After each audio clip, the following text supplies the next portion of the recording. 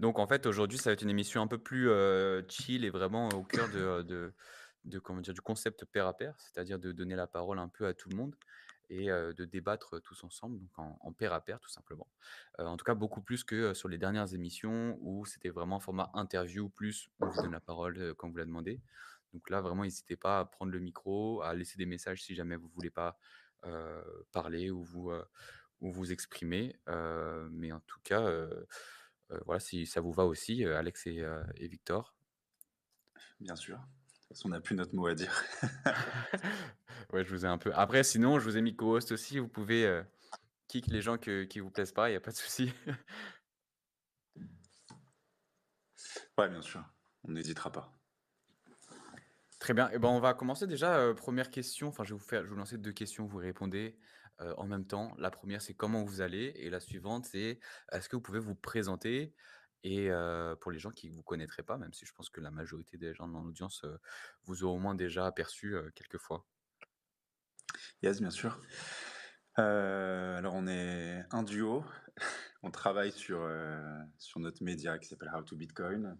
On a une petite équipe maintenant qui est avec nous et notre objectif, c'est vulgariser Bitcoin et en même temps, amener, toute l'idéologie qui pour nous, tourne autour de Bitcoin, qui est, la liberté, que ce soit de des mouvements financières, de pensée, la liberté générale et on produit du contenu très régulièrement. On a 2 vidéos par semaine, une interview, on fait des tutoriels, on couvre la plupart des événements francophones et européens pour le moment. Peut-être un jour on s'exportera et on a aussi un site web qui s'appelle howtobitcoin.fr sur lequel on propose des articles.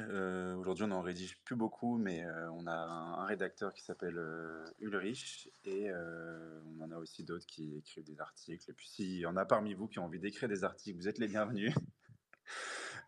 Ça passera par une validation avant, mais voilà, c'est ouvert à tous. Et j'en profite pour une deuxième offre d'emploi. On recherche activement un monteur. Donc voilà, si quelqu'un connaît, comprend et a envie de faire du montage vidéo, qui nous envoie un message ou un mail, parce qu'on recrute activement. Voilà. C'était la petite annonce. Et voilà, dans l'idée, c'est ce qu'on fait aujourd'hui et vous pouvez retrouver la plupart de notre contenu vidéo sur YouTube. Super, bah, merci pour cette présentation très, très concise. D'ailleurs sur votre chaîne YouTube, vous pouvez retrouver une super interview de moi-même. Voilà, je je me fais de la Oui, propre pub. On oui, s'était, référence circulaire là. de quoi? Non, nous on parle de nos contenus et toi tu parles de nos contenus avec toi dessus. C'est vraiment circulaire. Exactement, je mets en avant, mais bon, du coup, peut-être aller dans le vif du sujet, mais voilà, ça fait très plaisir, de vous recevoir une deuxième fois parce que vous êtes déjà venu une 1re fois sur ce space où c'était purement une interview, à ce moment-là, votre 1re apparition, Mhm. sur Cryptost. Là, je vous épingle un lien où vous retrouvez, bah, le lien déjà de la rediffusion des rediffusions de l'émission, dont celle, je crois que le lien, c'est di dans la playlist, mais directement le 1er épisode avec, Victor et Alex de How to Bitcoin, donc vous arriverez directement dessus. Il y a le lien aussi des rediffusions sur, les plateformes de streaming et hem et le lien du Discord. Donc sur le Discord, c'est un Discord qui est public de Cryptos, mais il y a aussi un chan, privé que vous pouvez accéder en écrivant UTXO dans n'importe quel chan et ça vous donnera accès à un petit chan privé. Donc c'est pas très actif parce qu'il y a pas beaucoup de monde, mais je faut que je me mette à, poster un peu plus de messages, dessus pour rendre la chose un peu plus attractive et voilà pour la promotion. Heu donc je vois qu'il y a pas mal de gens qui sont arrivés. Je vois d'ailleurs, Cryptomancien qui a participé pas mal de fois et d'autres personnes qui participent. N'hésitez pas à prendre le micro. Aujourd'hui, on vous donne un peu plus la parole que, dans les autres, formats, où on va parler, des principales menaces, de Bitcoin autour de enfin, pour Bitcoin. Hem et donc voilà, n'hésitez pas à prendre la parole, à laisser des messages. Je vois qu'il y a déjà un autre message que j'ai pas vu. Ah d'accord, OK. Le setup de fou furieux. Très bien, bah, je vois que le rouleau de PQ C'est est pas le utile. PQ quand même, c'est le sopalin. Sopalin, ouais. Un peu de respect, s'il te plaît. Désolé, désolé. Mais bon, on fait avec les moyens du bord, au moins ça fonctionne bien. C'est Et ça. voilà, bienvenue à Cryptomancien. Peut-être, 1re, 1re surface d'attaque que j'aimerais, mentionner quand même. Heu, c'est une surface d'attaque qui est quand même assez importante, dont on parle beaucoup, surtout depuis, le début de l'année 2024, c'est celle des ETF. Parce qu'on parle beaucoup de la centralisation des Ethers. Actuellement, on est à 4,4 de la supply, de BTC qui sont, heu, comment dire? Qui sont détenus par les émetteurs d'ETF, par les gestionnaires d'actifs, des ETF. Et c'est un sujet que je pense qu'il y a pas mal qui est assez mal compris, par les personnes et beaucoup vont, nous dire que, c'est une catastrophe, et que, ça tue un peu Bitcoin. Quelle est votre position, à vous là-dessus? Qu'est-ce que vous en pensez? Est-ce que vous en avez peur ou pas?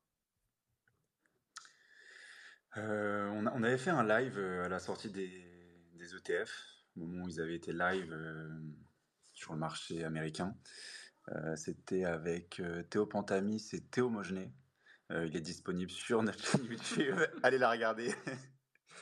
Et non, sinon, bah, pour vous résumer un petit peu, la conclusion, c'était qu'il y avait pas trop de danger au final. Parce que déjà, il faut réussir à identifier quel pourrait être le danger d'avoir des ETF. Les premières hypothèses, c'était, je pense la plus grosse, c'était une manipulation du prix, en fait, de rendre Bitcoin, moins attractif. Parce qu'aujourd'hui, un des gros facteurs d'adoption, d'utilisation, c'est, sa rareté. C'est le fait que, ouais, tu puisses compter sur le fait qu'il y en aura que 21 millions, mais le problème, c'est que si au fur et à mesure, tu deviens dépendant d'ETF et que tu sais plus vraiment combien il y a de parts d'ETF par rapport au nombre de bitcoins qu'il y a derrière, tu peux avoir ce qu'on appelle du bitcoin papier. Bah, de toute façon, ça sera du bitcoin papier une fois que tu as des ETF parce que c'est plus du vrai bitcoin, ça passe plus par le réseau bitcoin, par le réseau monétaire.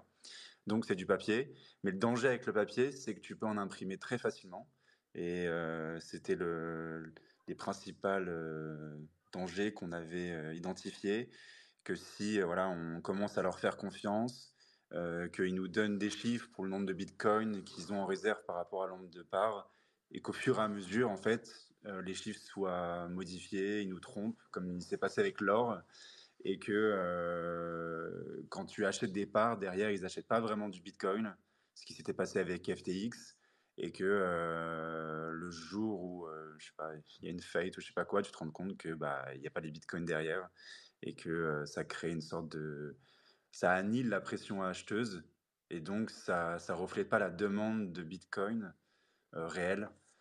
Et ça, pour moi, c'est un des plus grands dangers parce que au fur et à mesure, bah, le prix ne monte plus, il n'y a plus d'attrait, les gens se disent qu'est-ce qui se passe, même peut-être que ça commence à descendre au fur et à mesure.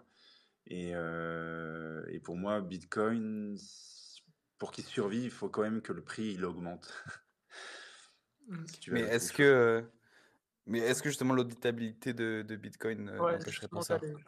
justement, moi, j'allais rebondir là-dessus, c'est qu'il y a plusieurs choses. Déjà, de un, en vrai, les providers d'ETF, ont pas un grand intérêt à ce que le prix ne bouge plus. C'est que eux, leur business model, c'est de toucher, de gagner des fees et donc il faut qu'il y ait de la volatilité, il faut qu'il y ait du volume à faire pour eux.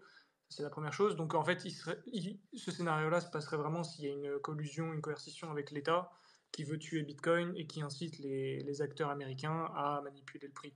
Mais d'eux-mêmes, j'y vois pas un grand intérêt pour eux, au contraire. Et la deuxième chose, c'est ce que tu viens de dire, c'est que Bitcoin est infiniment supérieur à l'or du fait de sa vérifiabilité instantanée. Alors BlackRock ne l'a pas fait, mais je sais plus si c'est Fidelity ou Van Eck, à chaque fois je les confonds, qui a diffusé une vieille adresse legacy sur laquelle on peut traquer leur solde de Bitcoin. Quand bien Ouais, même je crois que c'est BlackRock Van Eck, ouais. et Van Eck, à chaque fois j'arrive pas à les différencier. Pourtant, ils ont rien en commun. Et du coup, ce que je voulais dire par là, oui, c'est que bah, si demain on a un doute sur un ETF ou sur le marché de Bitcoin en général, bah, on peut demander une proof of reserve à un des émetteurs. Alors après, il faut avoir confiance sur le fait que c'est bien l'adresse de BlackRock et que c'est pas l'adresse du voisin, comme il y avait eu à l'époque lorsqu'on demandait des proof of reserve à tous les exchanges après FTX. mais disons que c'est déjà un premier élément qui empêcherait les dérives qu'il y a eu sur l'or. Donc, par rapport à ça, c'est pour ça que moi je suis quand même assez confiant. Si un jour ça commence à sentir mauvais, j'ose espérer que ce sera un bon rempart pour éviter le destin de l'or, qui est un marché relativement manipulé. Donc, ouais, enfin voilà, ça c'est le premier risque et peut-être le plus important au niveau du prix. Après, il y a des problématiques au niveau des risques de prise de contrôle sur le réseau. Honnêtement, Ouais, c'est vraiment à tirer de par les cheveux. ouais, bah, premièrement, je pense que la confusion que tu faisais entre Fidelity et VanEck, c'est parce que Fidelity, c'est le seul émetteur, d'ETF à être, self-custody, donc c'est lui qui détient ses Ah oui, propres c'est fonds. ça, voilà.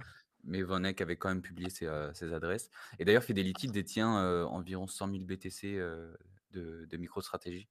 Donc il y a environ OK, un peu moins de 50 des BTC que de MicroStrategy qui sont détenus par Fidelity. Et OK, intéressant. en fait, un des risques qui est mis en avant avec les ETF, c'est que, bah, si les ETF choisissent, détiennent les BTC, potentiellement, ils peuvent créer un fork de BTC et donc imposer la chaîne qu'ils veulent. Et C'est ça. ça, du coup, c'est ça que tu disais que c'est un peu tiré par les cheveux ou Ah, c'est un peu attiré par les cheveux parce que si tu fais ça en détenant 1 de la supply, j'ai envie de dire, bon, tu quand même l'air vachement con, parce que, tu crées un fork et au final tu t'accapares 1, tu forces les gens, mais qui est quand même une très grande minorité, à partir sur, ma phrase elle a aucun sens. Heu, Ce que je veux dire, c'est que si tu as une très faible part de la supply, en cas de fork, bah, au final, ce que tu as, de la supply de Bitcoin est quand même très mince.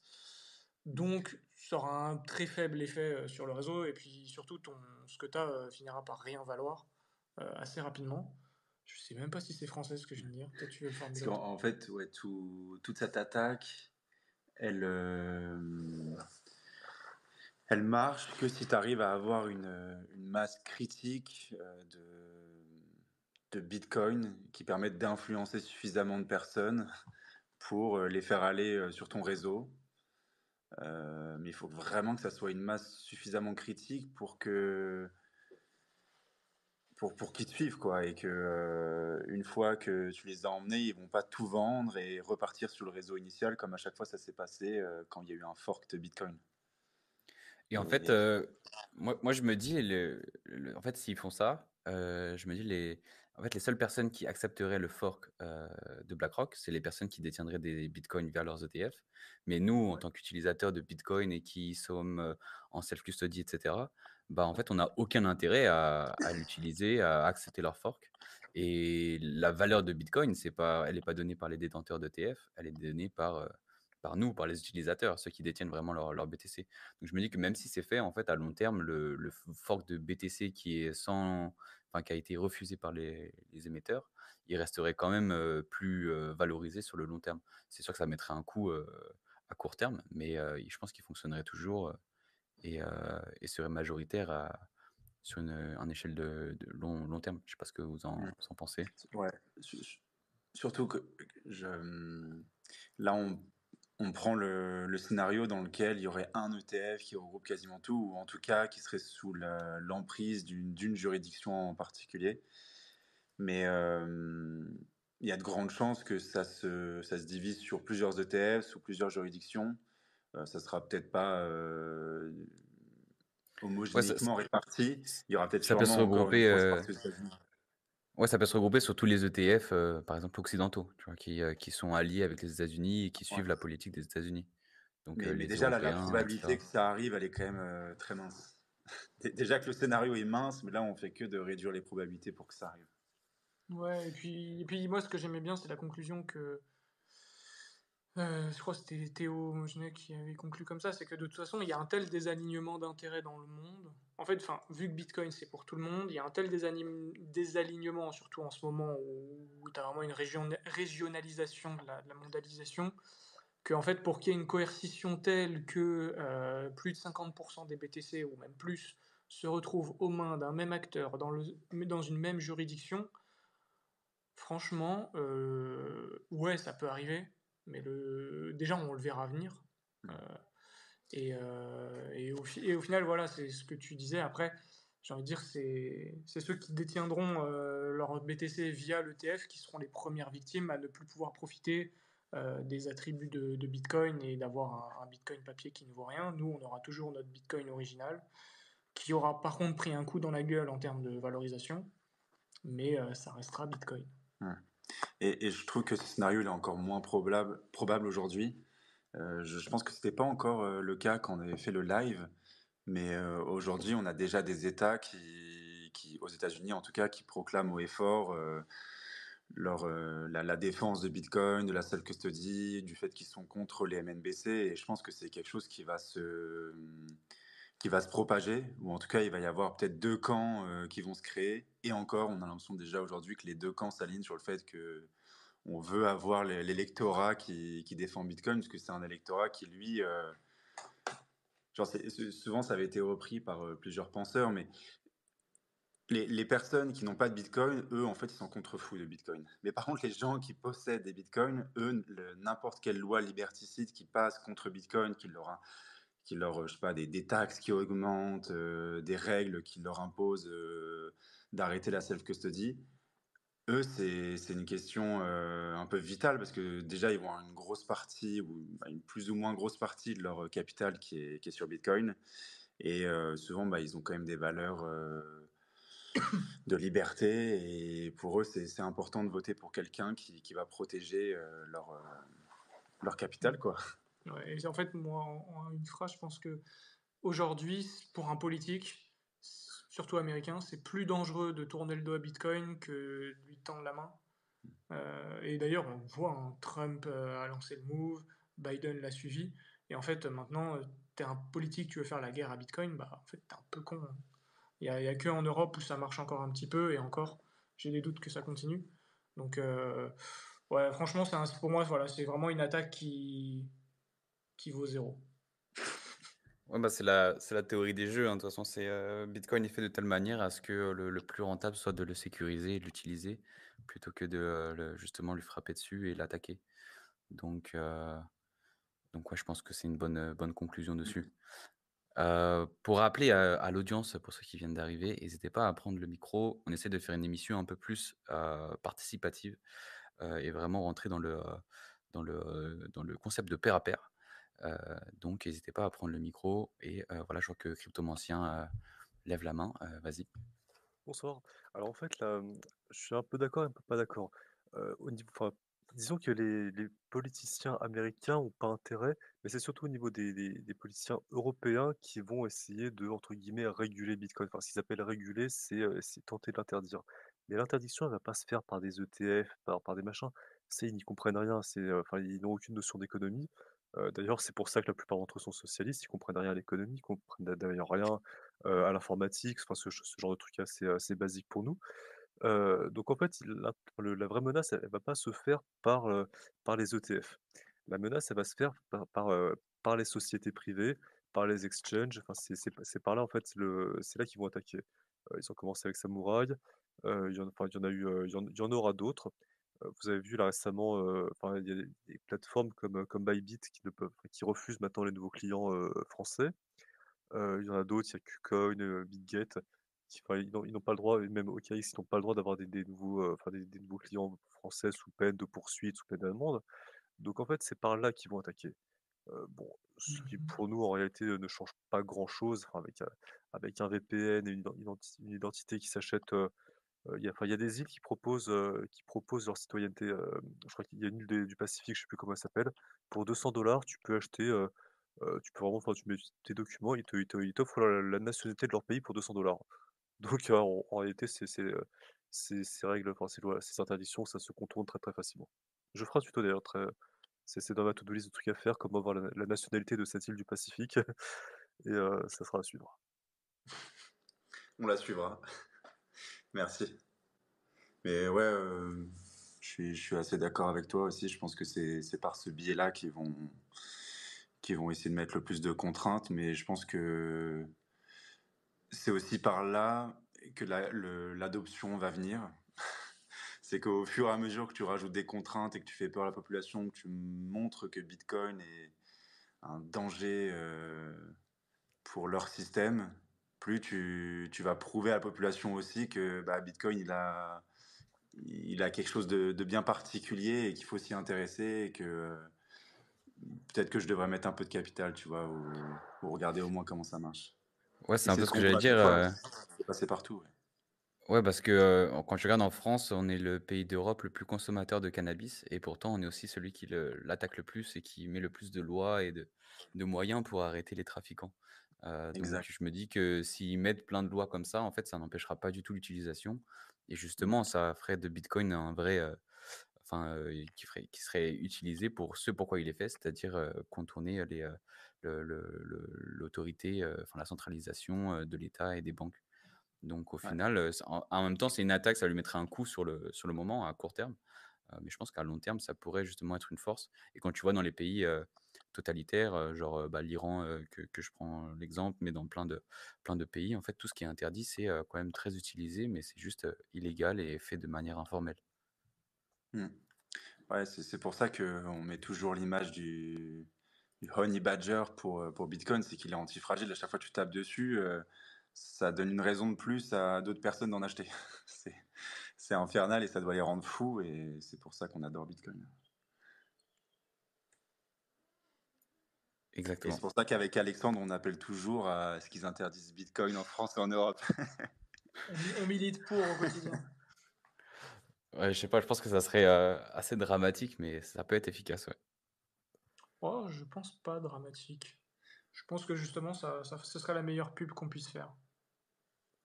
Mais bon, après, voilà, ça fait quand même un peu chier sur le moment, donc. Aurore Laluc, présidente. Voilà, c'est le message de la soirée. Et ben, Aurore Laduc, on a vu sa tête moi vraiment j'ai adoré quand Macron a annoncé la dissolution de l'Assemblée nationale. Il a pris des photos, tu sais, pour bien humilier, parce qu'il aime bien humilier, il aime bien humilier les gens. Il a pris une photo de ses députés et Aurore Laluc, elle faisait bien la gueule, tu vois? Elle a compris que sa petite rente, c'est fini, c'est son petit poste de député, c'est fini. Probablement son poste de ministre, ça va pas tarder à sauter. Et voilà, moi ces gens-là, je les attends au tournant. Après, j'ai confiance dans leur système pour qu'ils retrouvent vite un boulot. Hein. Je me fais pas trop de peur pour eux. Elle se retrouvera bien dirigeante d'une des boîtes qui a été publi... plus privatisée par l'État. Enfin, du coup, dans l'autre. Nationalisé. Nationalisée, Qu'est-ce que tu putain. racontes? Ah, j'avais pas le terme. Elle se retrouvera à la tête d'une entreprise nationalisée. Je me fais pas de soucis pour elle. Et on lui fait des bisous si elle nous écoute. Je vous ai mis un petit mème, venant de Gritoshi, qui par rapport à Aurore justement, que je vous ai épinglé. Mais, non, bah, je pense qu'on a fait un peu le tour du coup, de l'attaque, via les ETF. Moi ça mène à, je pense, à un des plus gros problèmes, qui peut être posé. C'est un peu ce que Cryptomancien a mentionné, tout simplement la mise en place de filtres. C'est-à-dire, que par la régulation, on impose, les mineurs, les entreprises à, censurer, pas par le réseau, mais par justement les applications qui sont au-dessus ou par les mineurs eux-mêmes, donc par les poules de minage ou par les mineurs directement, d'être OFAC compliant ou d'être, je sais pourquoi compliant, MiCA compliant, et cetera. Un peu, de la même manière qu'on a des nœuds, sur Ethereum qui sont, qui, refusent de valider une transaction qui, est, interdite qui vient d'une adresse qui est interdite, qui est, blacklistée par les autorités, des États-Unis. Et ça, je Après, pense que c'est vraiment une vraie attaque, qui peut prendre forme, quoi. ouais, après, pour moi, la comparaison avec Ethereum n'a pas forcément lieu d'être parce que Ethereum, il y a un acteur qui différencie énormément Ethereum de Bitcoin, c'est les boîtes qui, qui leur permettent de faire de la maximum extracted value, la MEV. Et étant donné que ces boîtes-là étaient principalement américaines et donc soumises aux lois américaines de l'OFAC, alors, vu que c'est elles qui géraient l'ordonnancement des transactions sur le réseau Ethereum, alors du coup, elles censuraient les transactions sur le réseau. Et en fait, c'était ce point of failure sur Ethereum qui faisait qu'il y avait une censure à un moment de quasiment 80% des transactions, enfin en tout cas qui était OFAC compliant. et donc ce que tu n'as pas sur Bitcoin. Sur Bitcoin, au final, oui, tu pourrais le faire au niveau des pools, mais bah, même si tu le fais sur une pool, bah, tu passes sur une autre Mmh. et c'est OK. En fait, c'est que c'est quand même beaucoup plus antifragile et résilient que justement sur un réseau comme Ethereum. Donc pour moi, l'amalgame entre les deux, enfin, doit pas trop être fait parce que vraiment le mécanisme est bien différent. Après, oui, on peut toujours voilà, attaquer une pool, lui demander d'être OFAC compliant. Bah tant pis, tu passeras sur une autre, tu attendras peut-être un petit peu plus pour ta transaction, il faudra payer un peu plus de frais par moment. Mmh. Et même dans le pire des cas, tu passes plus par une pool et tu fais entre guillemets «du solo mining». C'est ça. Même pour l'entreprise, elle peut le faire. Ça va un peu l'embêter parce que pour, ses revenus, ça va être beaucoup plus variable, mais au final, sur le long terme, ça va se lisser. Voilà, c'est peut-être pas quelque chose qui sera périn, mais c'est carrément faisable et de toute manière,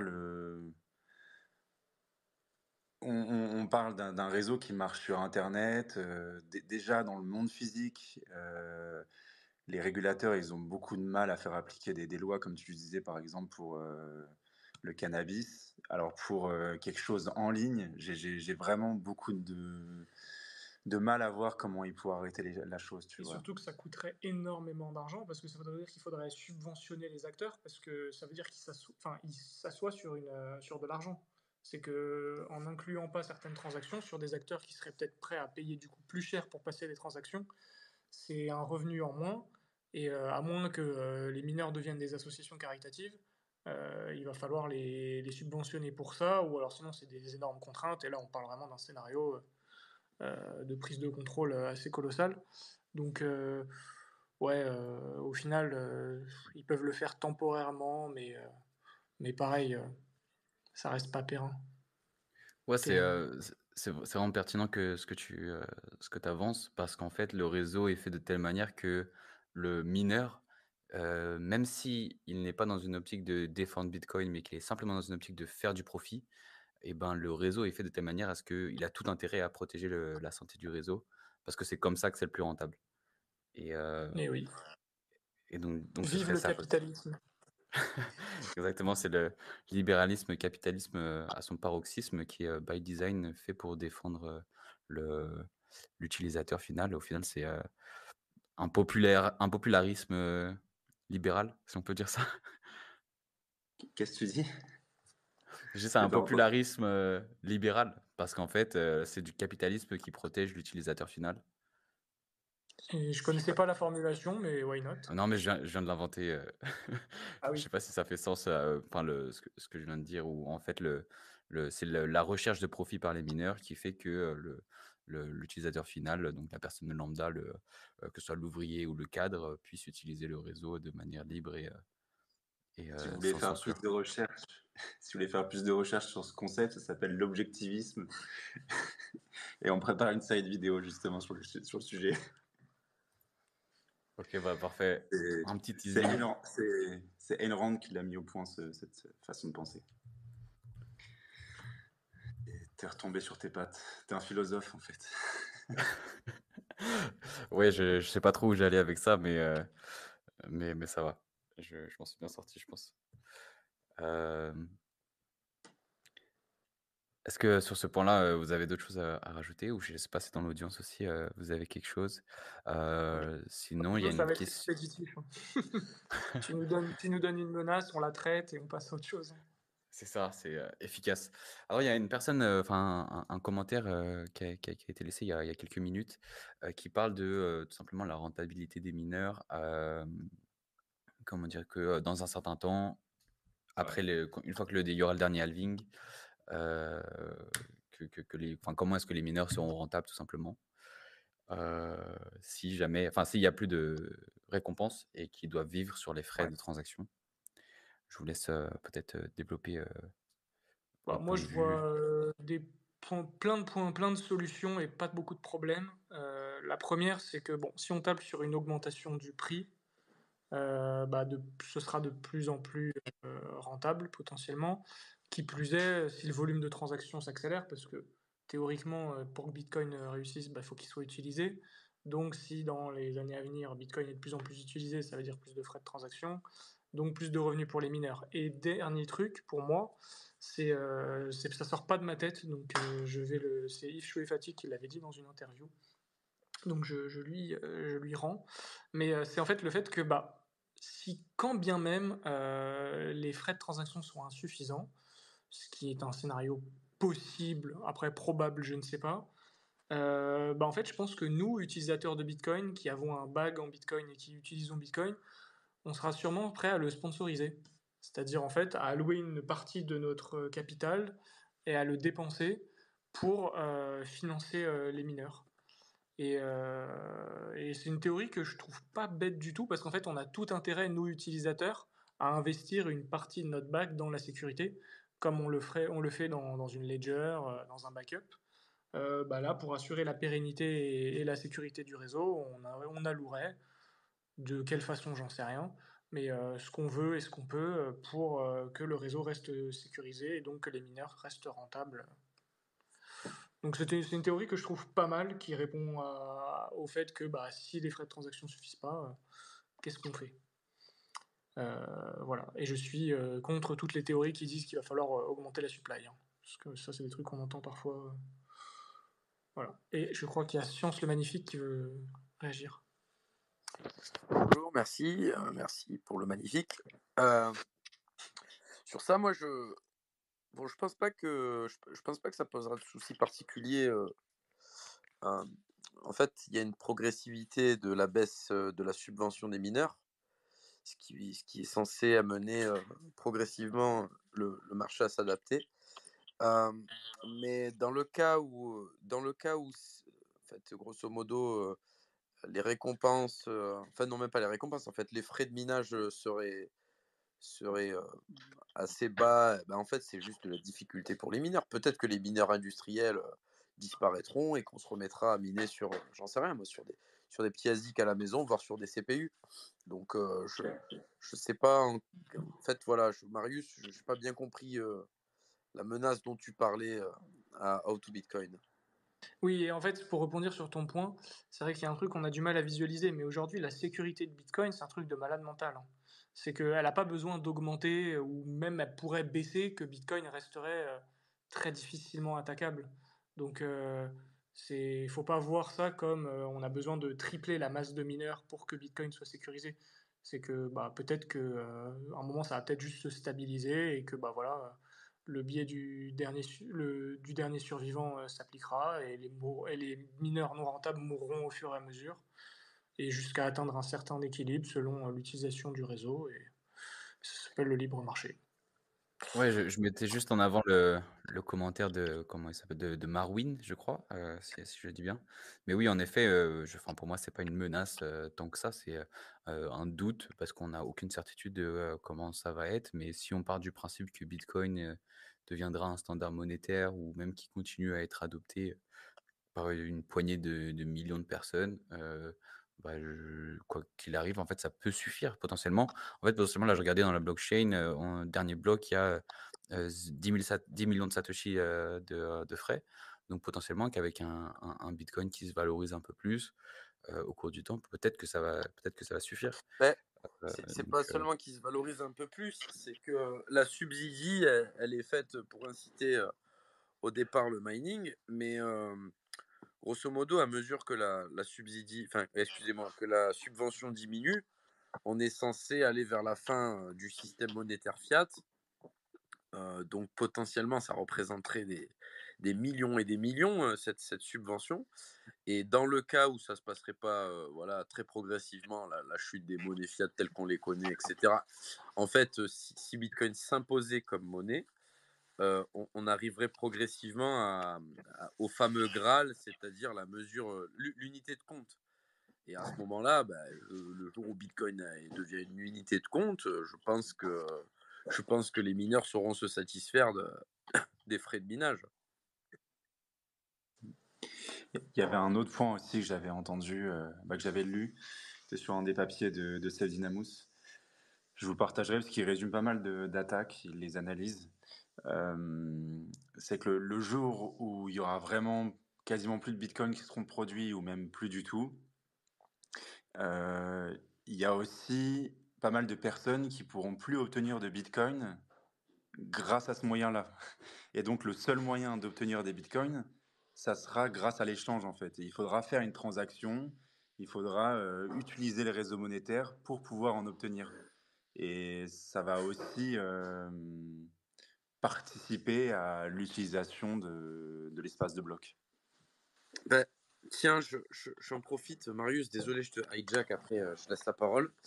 Une menace qu'on ne verrait pas venir.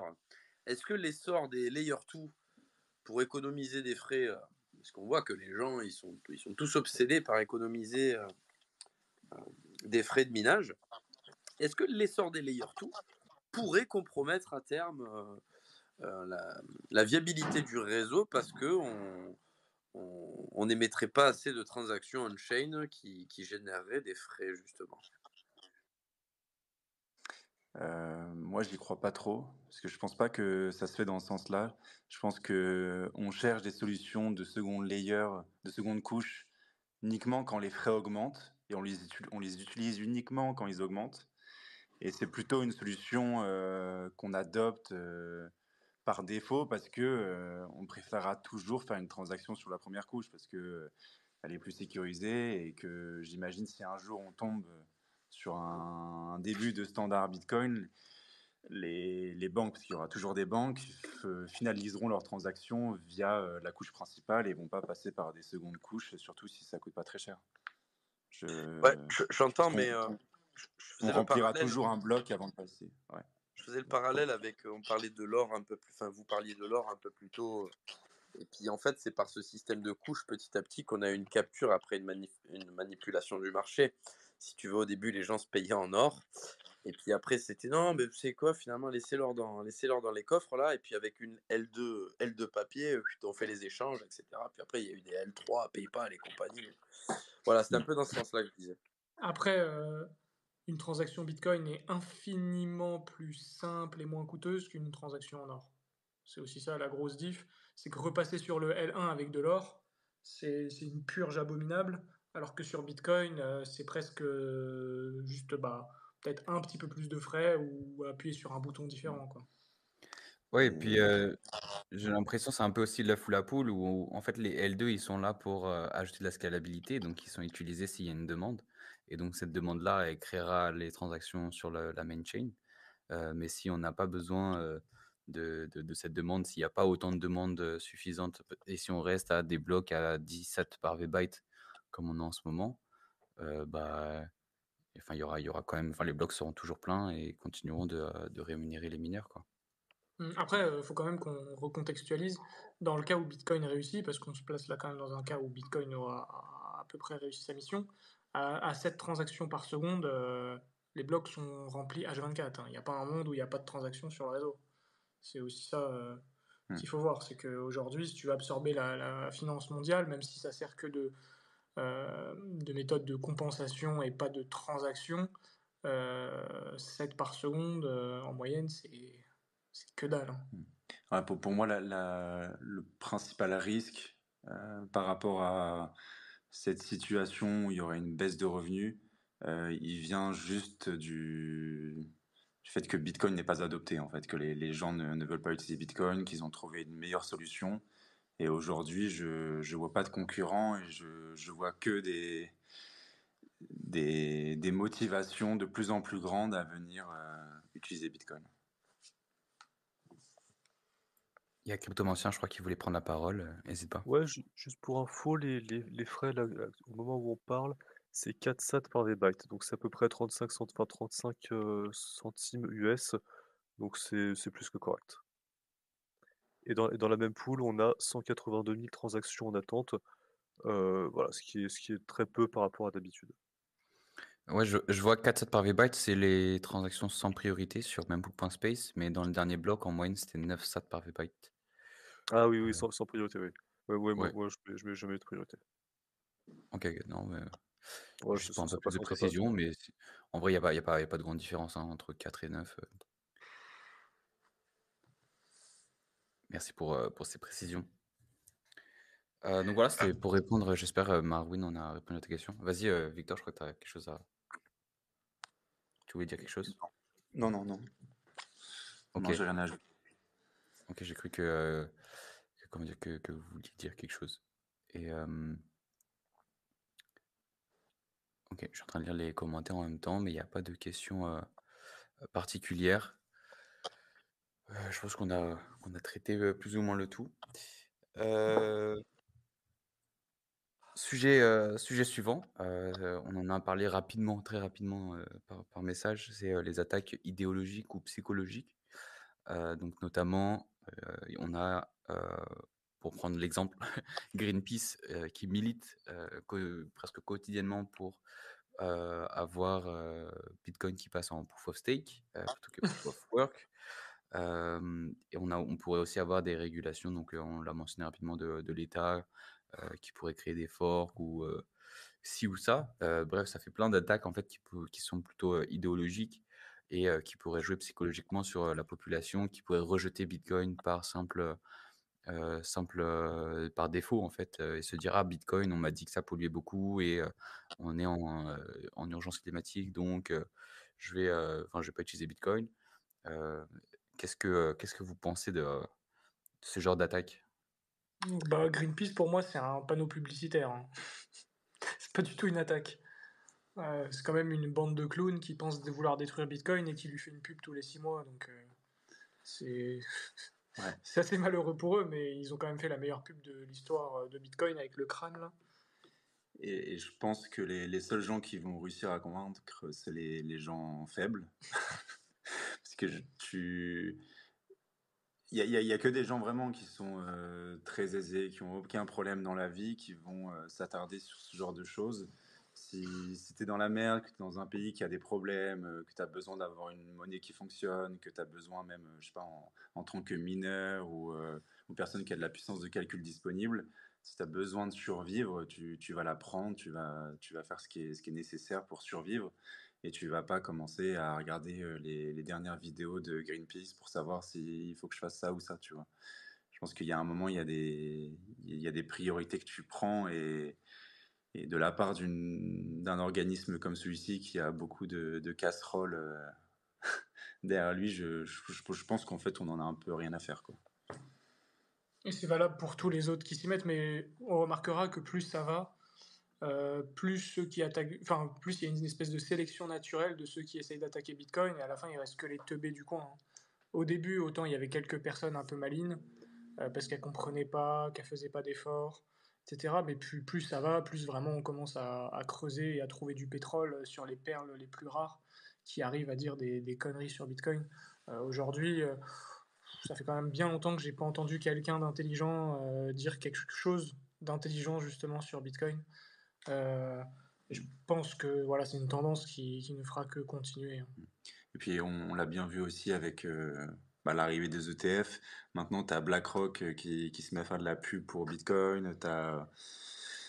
C'était quoi? C'était le World Economic Forum qui place des vidéos promotionnelles de serveurs data, mais en final derrière, c'était des fermes de mining et qui expliquaient comment ils arrivaient à convertir les méthanes pour diminuer l'impact carbone et tout. Et genre, on voit bien que la mouvance, elle est plus du tout dans l'attaque sur les problèmes écologiques du Bitcoin, mais même à l'inverse, ils commencent à le promouvoir eux-mêmes comme étant une solution à la plupart de nos problèmes écologiques et énergétiques. Je crois que Science voulait réagir. Ouais, non, moi ouais, je suis d'accord avec ce que vous dites, mais du coup, c'est vrai que il y a une petite subtilité. Quand vous parlez d'ETF, etc., bah, en fait, ils promeuvent pas Bitcoin. Ils promeuvent leurs services financiers.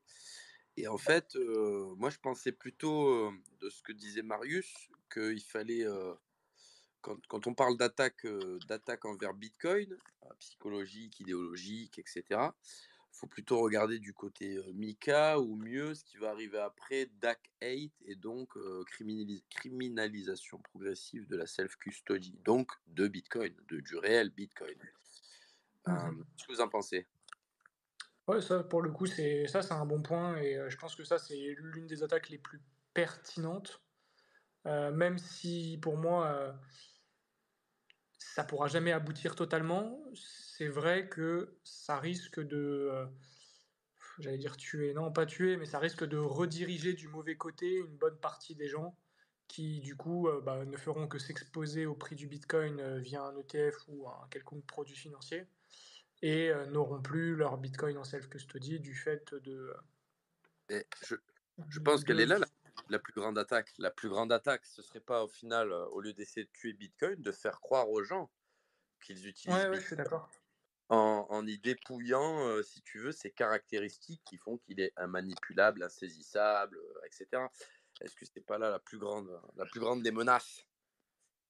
Ouais, mais il y a un moment où dès que tu fais face au réel et que tu as besoin vraiment d'utiliser les caractéristiques de Bitcoin, quand tu seras, sur ton application de trading ou sur, Binance et que tu voudras, bah, faire un virement et que tu vas te rendre compte que tu as pas du Bitcoin ou que tu vas entendre des histoires, concernant ça, tu vas vite prendre conscience de la merde dans laquelle tu t'es retrouvé et tu vas prendre les actions nécessaires pour obtenir du vrai Bitcoin cette fois. Ouais, mais là, Et tu parles avec un fort biais de confirmation, parce que si tu regardes ce qui se passe dans le système bancaire traditionnel, par exemple, les gens ils peuvent plus retirer 3 000 € sans justifier auprès de leur banque qui dit oui ou non. Et puis après, on leur mmh. dit, parce que tout le corps médiatique et voilà, fonctionnaire et politique est à la solde du système Fiat et va le défendre. On leur dit non, non, mais c'est pour votre protection, c'est les terroristes, les vendeurs de drogue. Voilà, ben on dira pareil avec Bitcoin. Pourquoi tu veux ta propre adresse? Tu fais partie des gens, des néo-nazis d'extrême droite qui veulent empêcher les banques. Les... Voilà, c'est antisémite. Ils vont dire c'est antisémite à la fin. Ce que je veux te dire, qu'est-ce que, qu'est-ce que tu penses là-dessus? Bah, je pense que, c'est possible qu'ils arrivent à convaincre beaucoup de gens de cette narrative, mais je pense aussi qu'en France, il y a un gros ras-le-bol et même dans l'Occident et en Europe, que les gens, au fur et à mesure, prennent conscience, qu'on se fout de leur gueule et c'est de pire en pire et hem et je me suis perdu. Mais non, non, non, j'y crois pas trop, je pense en fait le plus grand danger, bah, c'est que, ouais, il y a des victimes qui se retrouvent prisonniers au fur et à mesure de leur système et on le voit déjà aujourd'hui et ouais, ça risque de faire des gros dégâts, quoi. Parce qu'on sait dans quelle direction tout ça, ça nous mène. C'est de moins en moins de liberté, un système de plus en plus totalitaire. Même si les gens ont du mal à y croire, c'est pourtant la direction qu'on a prise et puis il va y avoir les gens prisonniers dans le système ils vont découvrir ce que c'est ce système et puis tu as les autres qui vont juste s'en sortir et qui vont démarrer une nouvelle société ailleurs et puis ça va recommencer, quoi. Ouais, en C'est fait, c'est ça, c'est qu'il y aura des pertes, mais in fine, pour moi, il y a toujours le choix. C'est quand même le plus important. Je pense que si on doit retenir quelque chose de Bitcoin en général, c'est le choix. Tu auras toujours le choix d'utiliser ou d'obtenir du Bitcoin, ce sera juste plus dur, les conditions seront différentes, etc. Donc oui, c'est pour ça qu'on répète que il vaut mieux avoir un peu de BTC non KYC, enfin voilà, de toujours prévoir au cas où ça part en couille et que les scénarios qu'on décrit se produisent. Donc oui, non, moi, en vrai, je suis plutôt d'accord avec toi. Après, voilà, on ne sait pas comment placer le curseur et comment est-ce que ça va se passer. Ok, bon ben merci. Pour résumer, oui, ça va probablement arriver, mais les caractéristiques de Bitcoin font que ce sera toujours une porte de sortie accessible pour opt-out. Mais exactement. en fait, moi, je me dis, si on a vraiment tu vois, un système comme ça qui est généralisé où la self-custody est interdite et Bitcoin n'est accessible que par des applications custodiales, en fait, ça va tout simplement enlever l'intérêt d'avoir du BTC. Donc, ça va, enfin, Bitcoin va forcément perdre en valeur si c'est vraiment quelque chose de généralisé et pas à petite échelle. Euh, enfin, si on peut appeler ça comme ça, pas dans une petite partie comme on a aujourd'hui avec les exchanges, par exemple, mais si c'est beaucoup plus généralisé. Et donc derrière, ça va rendre Bitcoin beaucoup moins attrayant. Et donc les plateformes qui proposent ces produits custodiales, moins profitables. Et donc à terme, qui vont mourir ou arrêter de proposer leur produit qui est moins rentable. Et donc au final, ne plus le faire. Et Bitcoin sera à nouveau accessible que par la self-custody et par l'économie circulaire. Donc je pense que forcément, ça revient un peu sur ce qu'on dit depuis le début, ça va tuer un petit peu Bitcoin ou ralentir son adoption, baisser son prix à court terme, mais à moyen terme, moyen long terme, Bitcoin est assez antifragile, je pense, pour, surmonter ça et Ouais, mais je pense pas que ça va aller que dans un sens où la majorité des personnes vont se dire, «Oui, ils ont raison, Bitcoin, la self-custody, c'est dangereux».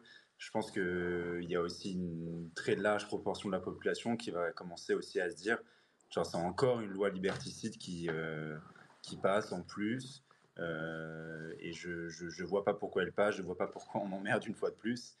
Et je pense qu'au fur et à mesure, il y a un verre qui va commencer à se remplir, tu vois? ouais, je suis d'accord. Alors juste, il y a, peut-être on va te donner la parole juste, là maintenant à Cryptomancien parce que je crois qu'il veut réagir et après il y a Développeur qui, je pense voulait partir sur un autre sujet. Donc vas-y Cryptomancien comme ça on reste, dessus.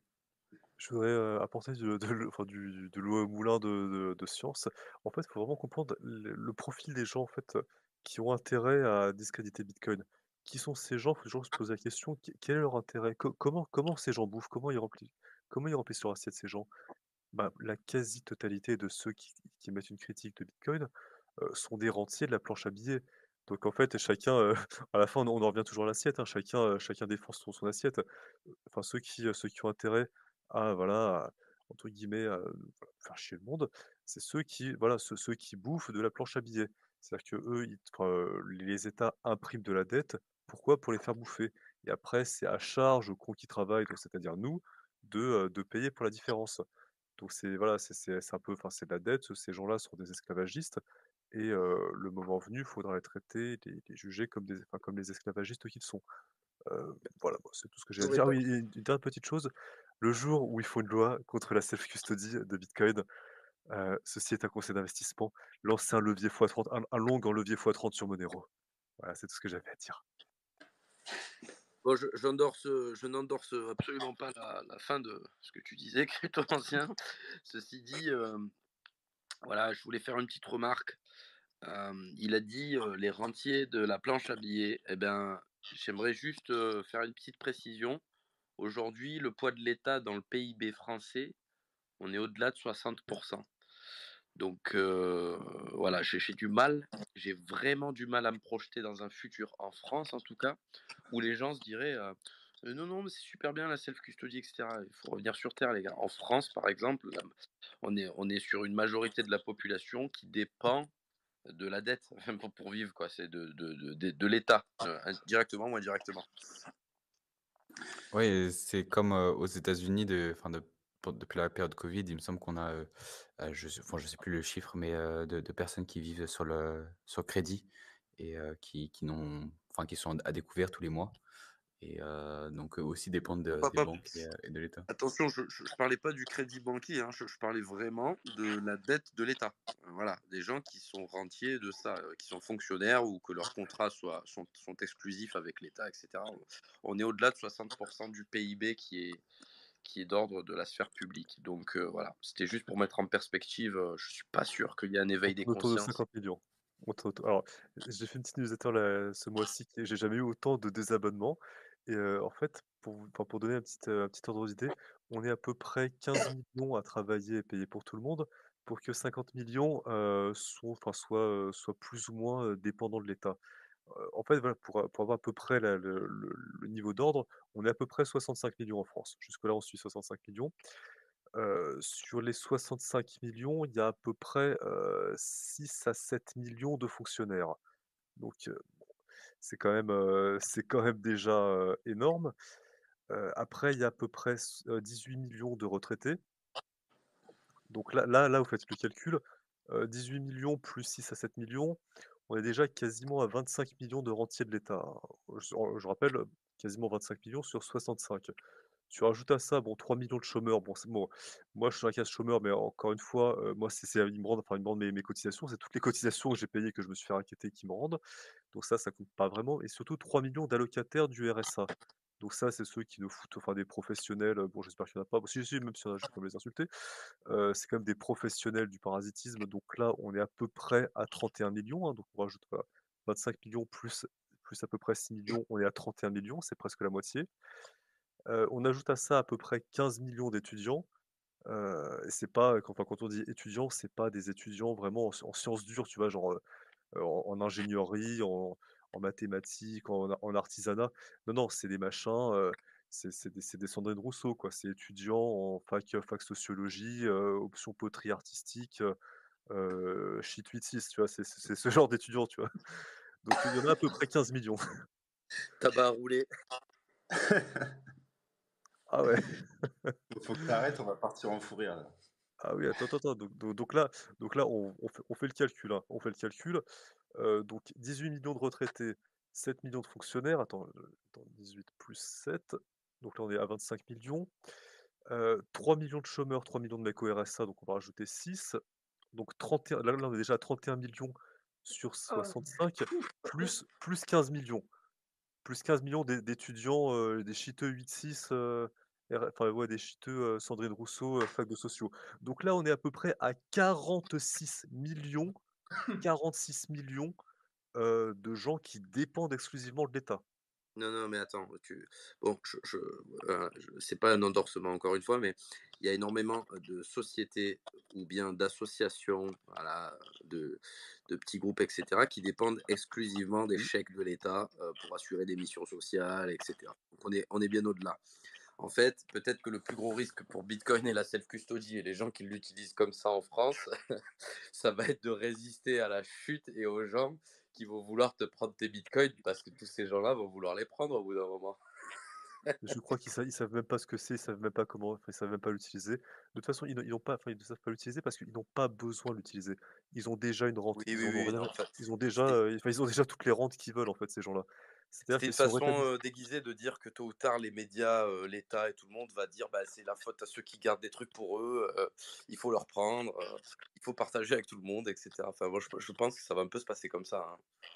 Là, je pense que je basculais dans une violence, enfin, il y a beaucoup de gens qui basculaient dans une violence et là, je me considérais en en légitime défense.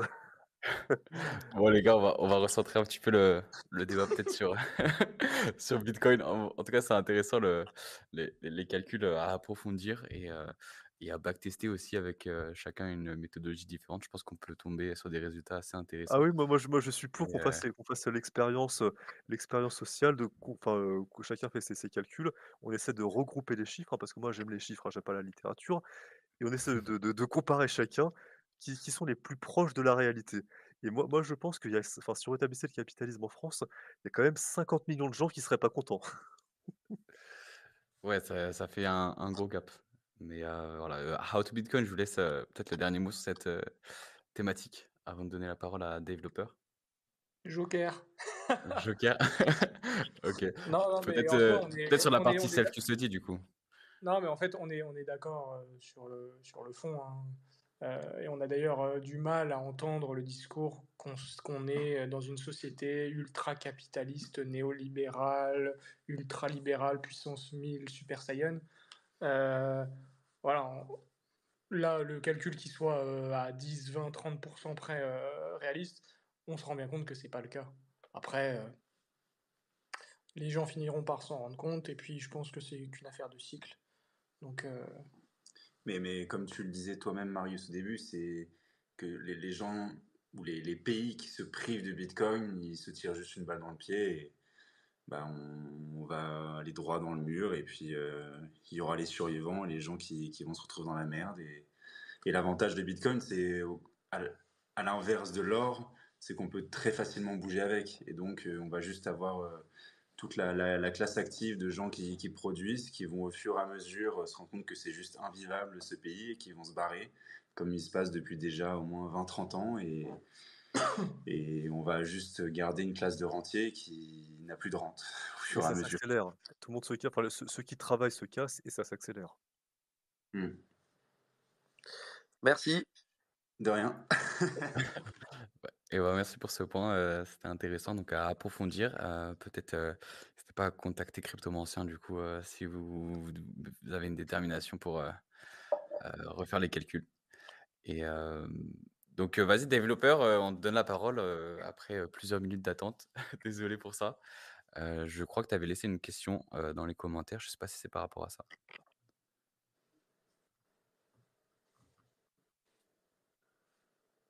Allô, allô?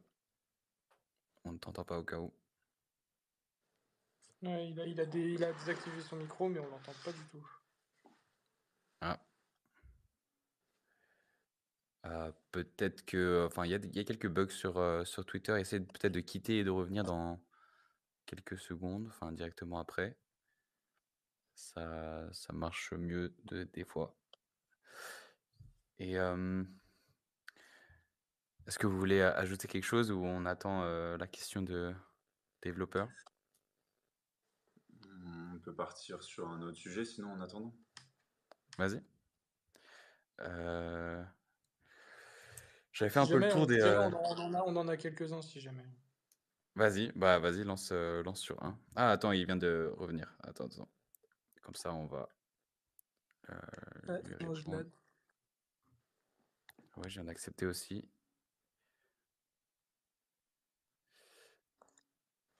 Voilà, il est de retour et ouais, Ah oui, c'est c'est bon, on bon. t'entend. Bonjour à tous. Salut. Donc ma question elle était assez simple, c'était par rapport au Bitcoin. J'ai pu travailler, j'ai un peu lâché la tech blockchain, mais j'ai travaillé dessus énormément de temps. Donc j'en ai développé plusieurs en from scratch et je me suis toujours posé une question, c'était concernant la stabilité de la blockchain ne serait-elle pas en danger avec l'arrivée progressive des ordinateurs quantiques? Alors, je suis arrivé assez tardivement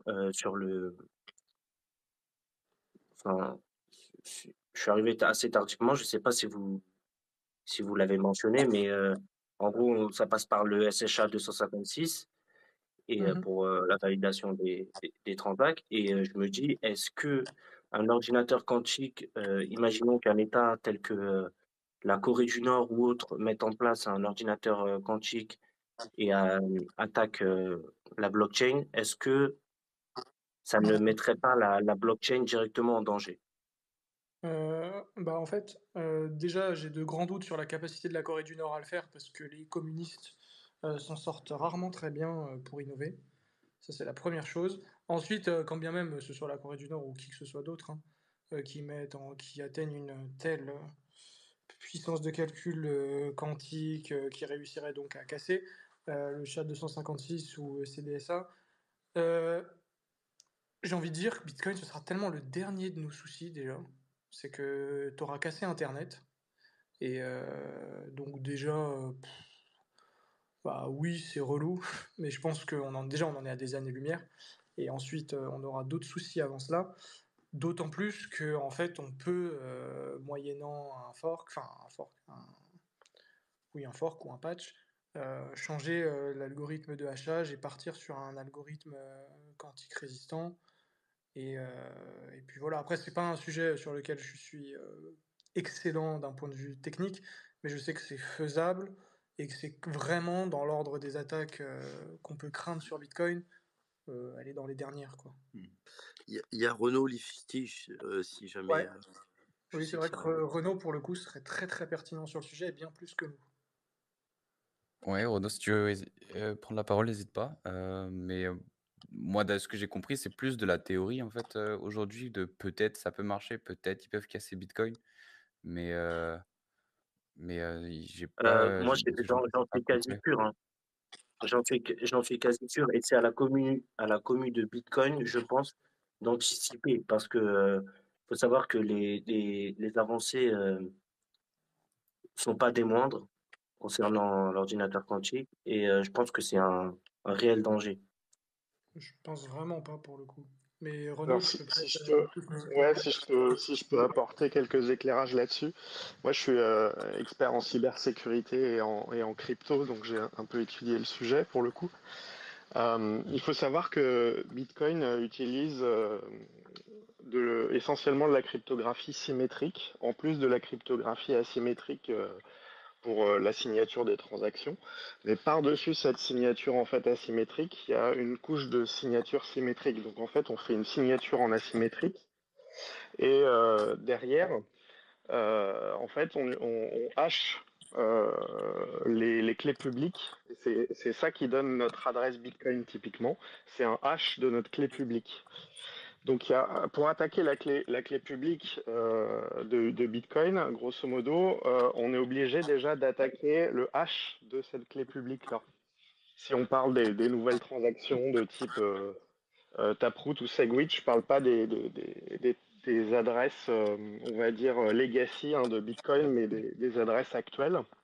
Parce que pour les adresses legacy de Bitcoin, on pourrait beaucoup plus facilement attaquer la clé publique, parce que dès lors qu'on dépense une adresse legacy de Bitcoin, en fait, on expose directement sa clé publique et pas le hash de sa clé publique. Et c'est là qu'il y a une vulnérabilité, on va dire, importante, puisque en fait, les ordinateurs quantiques sont surtout efficaces pour casser de la cryptographie asymétrique. Donc, dès lors qu'on dépense en fait une adresse legacy, on expose sa clé publique et donc on est particulièrement vulnérable aux ordinateurs quantiques. Par contre, sur les adresses récentes, Segwit ou Taproot, on paye au hash d'une clé publique et pas à une clé publique donnée, donc on n'expose pas directement la clé publique. Et là, pour le coup, c'est très difficile de reverser ce hash de clé publique pour trouver la clé publique, puis attaquer ensuite efficacement la clé publique. Et quant au SHA-256 pour le minage, c'est de la cryptographie symétrique, et l'ordinateur quantique, en fait, on a démontré que ça divisait par deux la taille de la clé. C'est-à-dire qu'au final, ça revient à calculer des hash de 128 bits au lieu de calculer des hash de 256 bits. Et c'est pas pour autant qu'on arrive facilement à miner avec ce type de hash divisé par deux en longueur, on va dire. Même si la complexité est bien moindre, ça ne fragilise pas suffisamment Bitcoin pour le casser. Donc c'est pas gagné, autrement dit. D'accord, Même si l'ordinateur quantique existait, d'accord, c'est clairement pas gagné. d'accord. Merci beaucoup, Renaud. Bah de rien. Merci beaucoup et j'ai une question par-dessus ça. Est-ce que l'ordinateur quantique pourrait permettre de, au contraire, miner plus rapidement, de développer la puissance de calcul si, alors je connais rien du tout, donc peut-être que la question est stupide, mais est-ce que ça pourrait permettre de faire des ASIC beaucoup plus puissants ou potentiellement une autre machine plus puissante? Bah oui, on pourrait miner potentiellement plus rapidement parce que ça reviendrait en fait, comme je le disais, à diviser la taille du hachage par deux, c'est-à-dire au lieu de hacher des blocs de données de 256 bits, ça reviendrait au mieux à hacher des blocs de données sur 128 bits. Donc ça serait beaucoup plus efficace, mais ça reste très lent, entre guillemets. Et ça ne changera pas de manière révolutionnaire les choses, même si ça permettrait de miner plus rapidement. Mais grosso modo, si tout le monde commence à le faire, bah, ça augmentera la difficulté et tout le monde sera de nouveau sur un pied d'égalité, un peu comme quand les ASIC sont apparus après les GPU, quoi. Donc au lieu d'être une menace, ça pourrait être justement une protection, un bouclier en plus pour Bitcoin. Pour moi, c'est juste le réseau qui va s'adapter aux dernières innovations technologiques, mais il n'y aura pas vraiment de menace. Le plus grand danger, ça serait que quelqu'un arrive à faire une innovation qui coûte quasiment rien et qui augmente ses capacités Il de, je sais faudrait pas, espérer que puissant. faudrait espérer que le progrès se fasse sur plusieurs fronts et qu'il n'y ait pas juste un acteur C'est ça. qui puisse avoir toute la puissance de minage d'un seul coup. Parce que là, il pourrait y avoir une centralisation au moins temporaire du réseau s'il y avait ce genre de breakthrough quantique. Bah tiens, Et ça me fait penser à une menace comparable, même si c'est pas sur le calcul et le quantique. C'est en rapport parce que c'est une histoire de breakthrough. Alors, selon vous, la menace, justement, avec le progrès sur notamment la fusion et pourquoi pas la fusion froide un jour, est-ce que c'est une menace sérieuse et plausible pour Bitcoin? Waouh! Tu parles de l'énergie nucléaire du coup? La fusion nucléaire? Voilà, l'énergie illimitée et gratuite. Après, Très j'ai envie ambitieux. de dire, si le danger, c'est une énergie qui soit tellement peu chère que ça attire tout le monde au même endroit et que donc coup, tu puisses faire une attaque sur ces mineurs, je me dis aujourd'hui, on a aussi de l'énergie qui est gratuite quasiment et c'est toutes les énergies qui sont perdues, fatales, comme la plupart des énergies renouvelables. Je me dis, elles sont aussi bonnes qu'une énergie qui vient de la fusion dans le cadre de son prix où en fait, il n'y a pas de demande. Parce qu'à chaque fois, elle est produite à un moment où on n'en a pas besoin. Mais ce serait le même problème en fait que l'ordinateur quantique du coup, ce serait, si c'est un acteur qui, bénéficie de cette énergie, il aura un avantage considérable et potentiellement pourrait centraliser le réseau. Mais si, ça se fait progressivement et que plusieurs, acteurs s'en emparent, ça pourrait justement bénéficier au réseau. Il y a également un autre point limitant, parce que si on a une source d'énergie infinie et gratuite, par exemple, l'or est démonétisé à l'instant. Le fait est que ce qui va limiter la capacité de l'homme à extraire de l'or du sol, c'est sa consommation énergétique. Donc en réalité, l'or serait démonétisé instantanément. Mais au niveau du minage, c'est assez différent parce que il n'y a pas que il y a pas que l'énergie qui compte, il y a aussi les ASIC et la fabrication de ces ASIC. Donc, ouais, là aussi, il y a un autre vecteur d'attaque. Est-ce que la centralisation de la compétence ou même de la manufacture des ASIC en général est une menace, selon vous? Oui, c'est aussi une menace, mais je, je pense un peu de la même manière que pour l'interdiction du cannabis. Dès que tu as des contraintes et qu'en même temps tu as, des motivations financières, le marché il se restructure souvent très rapidement et si d'un coup tu leur vends plus de machines, il y en a d'autres qui vont se rendre compte qu'il y a un gros intérêt à produire parce qu'il y a une énorme demande et donc le marché se restructure et puis on se retrouve avec des Axis qui sortent d'autre part et peut-être même qui seront encore meilleurs parce qu'il y aura une nouvelle concurrence ou j'en sais rien, tu vois, j'y crois pas trop, non. Et puis je pense qu'il y aura aussi un énorme marché noir qui va vite se construire pour aller revendre des machines à des endroits où ils y ont plus accès. Et non, j'y crois pas trop non plus. C'est marrant, hein, puisque depuis le temps que je vous écoute, à chaque fois, il y a des menaces qui sont plausibles, mais en fait, il y en a tellement. C'est comme si c'est comme quand, comme dans ce c'est comme dans les Simpsons, le vieux qui a toutes les maladies et qu'en fait, elles s'annulent. En fait, il y a tellement de menaces, diverses et variées, si elles étaient, enfin, si ça faisait, l'objet d'une capture, par un quelconque acteur, que j'ai l'impression qu'elles s'équilibrent toutes, quoi. Bah, À la fin, la menace de la capture matérielle, des ASIC, la menace de la capture énergétique, la menace de la capture, via le breakthrough technologique, juridique et cetera, on s'aperçoit qu'il y a toutes ces menaces qui pourraient rendre Bitcoin, fragile, mais au contraire, rendent le truc, le plus antifragile qu'on a jamais vu. ouais, mais en fait, je pense que il y a un petit biais là-dedans. C'est justement si on arrive à bien identifier toutes ces menaces et à bien les ranger dans des cases et là les analyser entre guillemets presque a posteriori, c'est parce que Bitcoin y résiste. Parce que si c'était des attaques vraiment qui avaient un sens à l'instant T et qui pouvaient vraiment menacer l'existence de Bitcoin, je pense qu'en fait c'est des attaques qui auraient été mises en application et on serait pas là à en parler. On serait en train de faire. C'est une bonne question ce qu'on serait en train de faire, mais Bitcoin n'existerait plus en tout cas. C'est qu'il On aurait serait été peut-être attaqué. on serait peut-être Ouais, fonctionnaire. exactement. C'est peut-être le cas. Donc c'est pour ça que je me dis en fait toutes ces attaques qu'on identifie, c'est des attaques qui au final n'ont pas marché jusqu'à preuve du contraire. Et comme tu le disais, c'est l'antifragilité de Bitcoin qui fait qu'aujourd'hui, bah voilà, on peut en parler et qu'on ne transpire pas et que d'ailleurs tout le monde peut dormir à peu près tranquillement sur le fait que Bitcoin demain fonctionnera de la même façon qu'hier. Ouais, ouais, ouais. La seule chose, que je me demande, c'est en fait, par tous ces biais, toutes ces menaces, si un acteur central arrive à manipuler, toutes ces menaces, qu'on a mis dans des cases.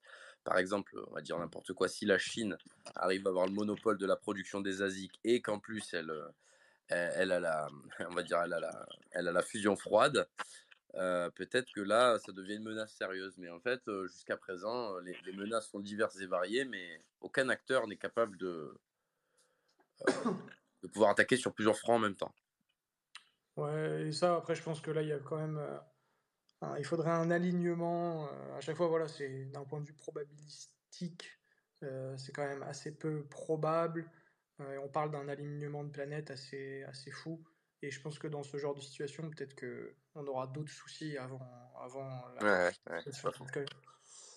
Donc, mais oui, non, c'est en tout cas ce que je trouve important, et c'est pour ça que je souligne l'importance de ce space et que je salue l'initiative de Marius, c'est que c'est important d'en prendre conscience et justement d'en discuter et que tout le monde est.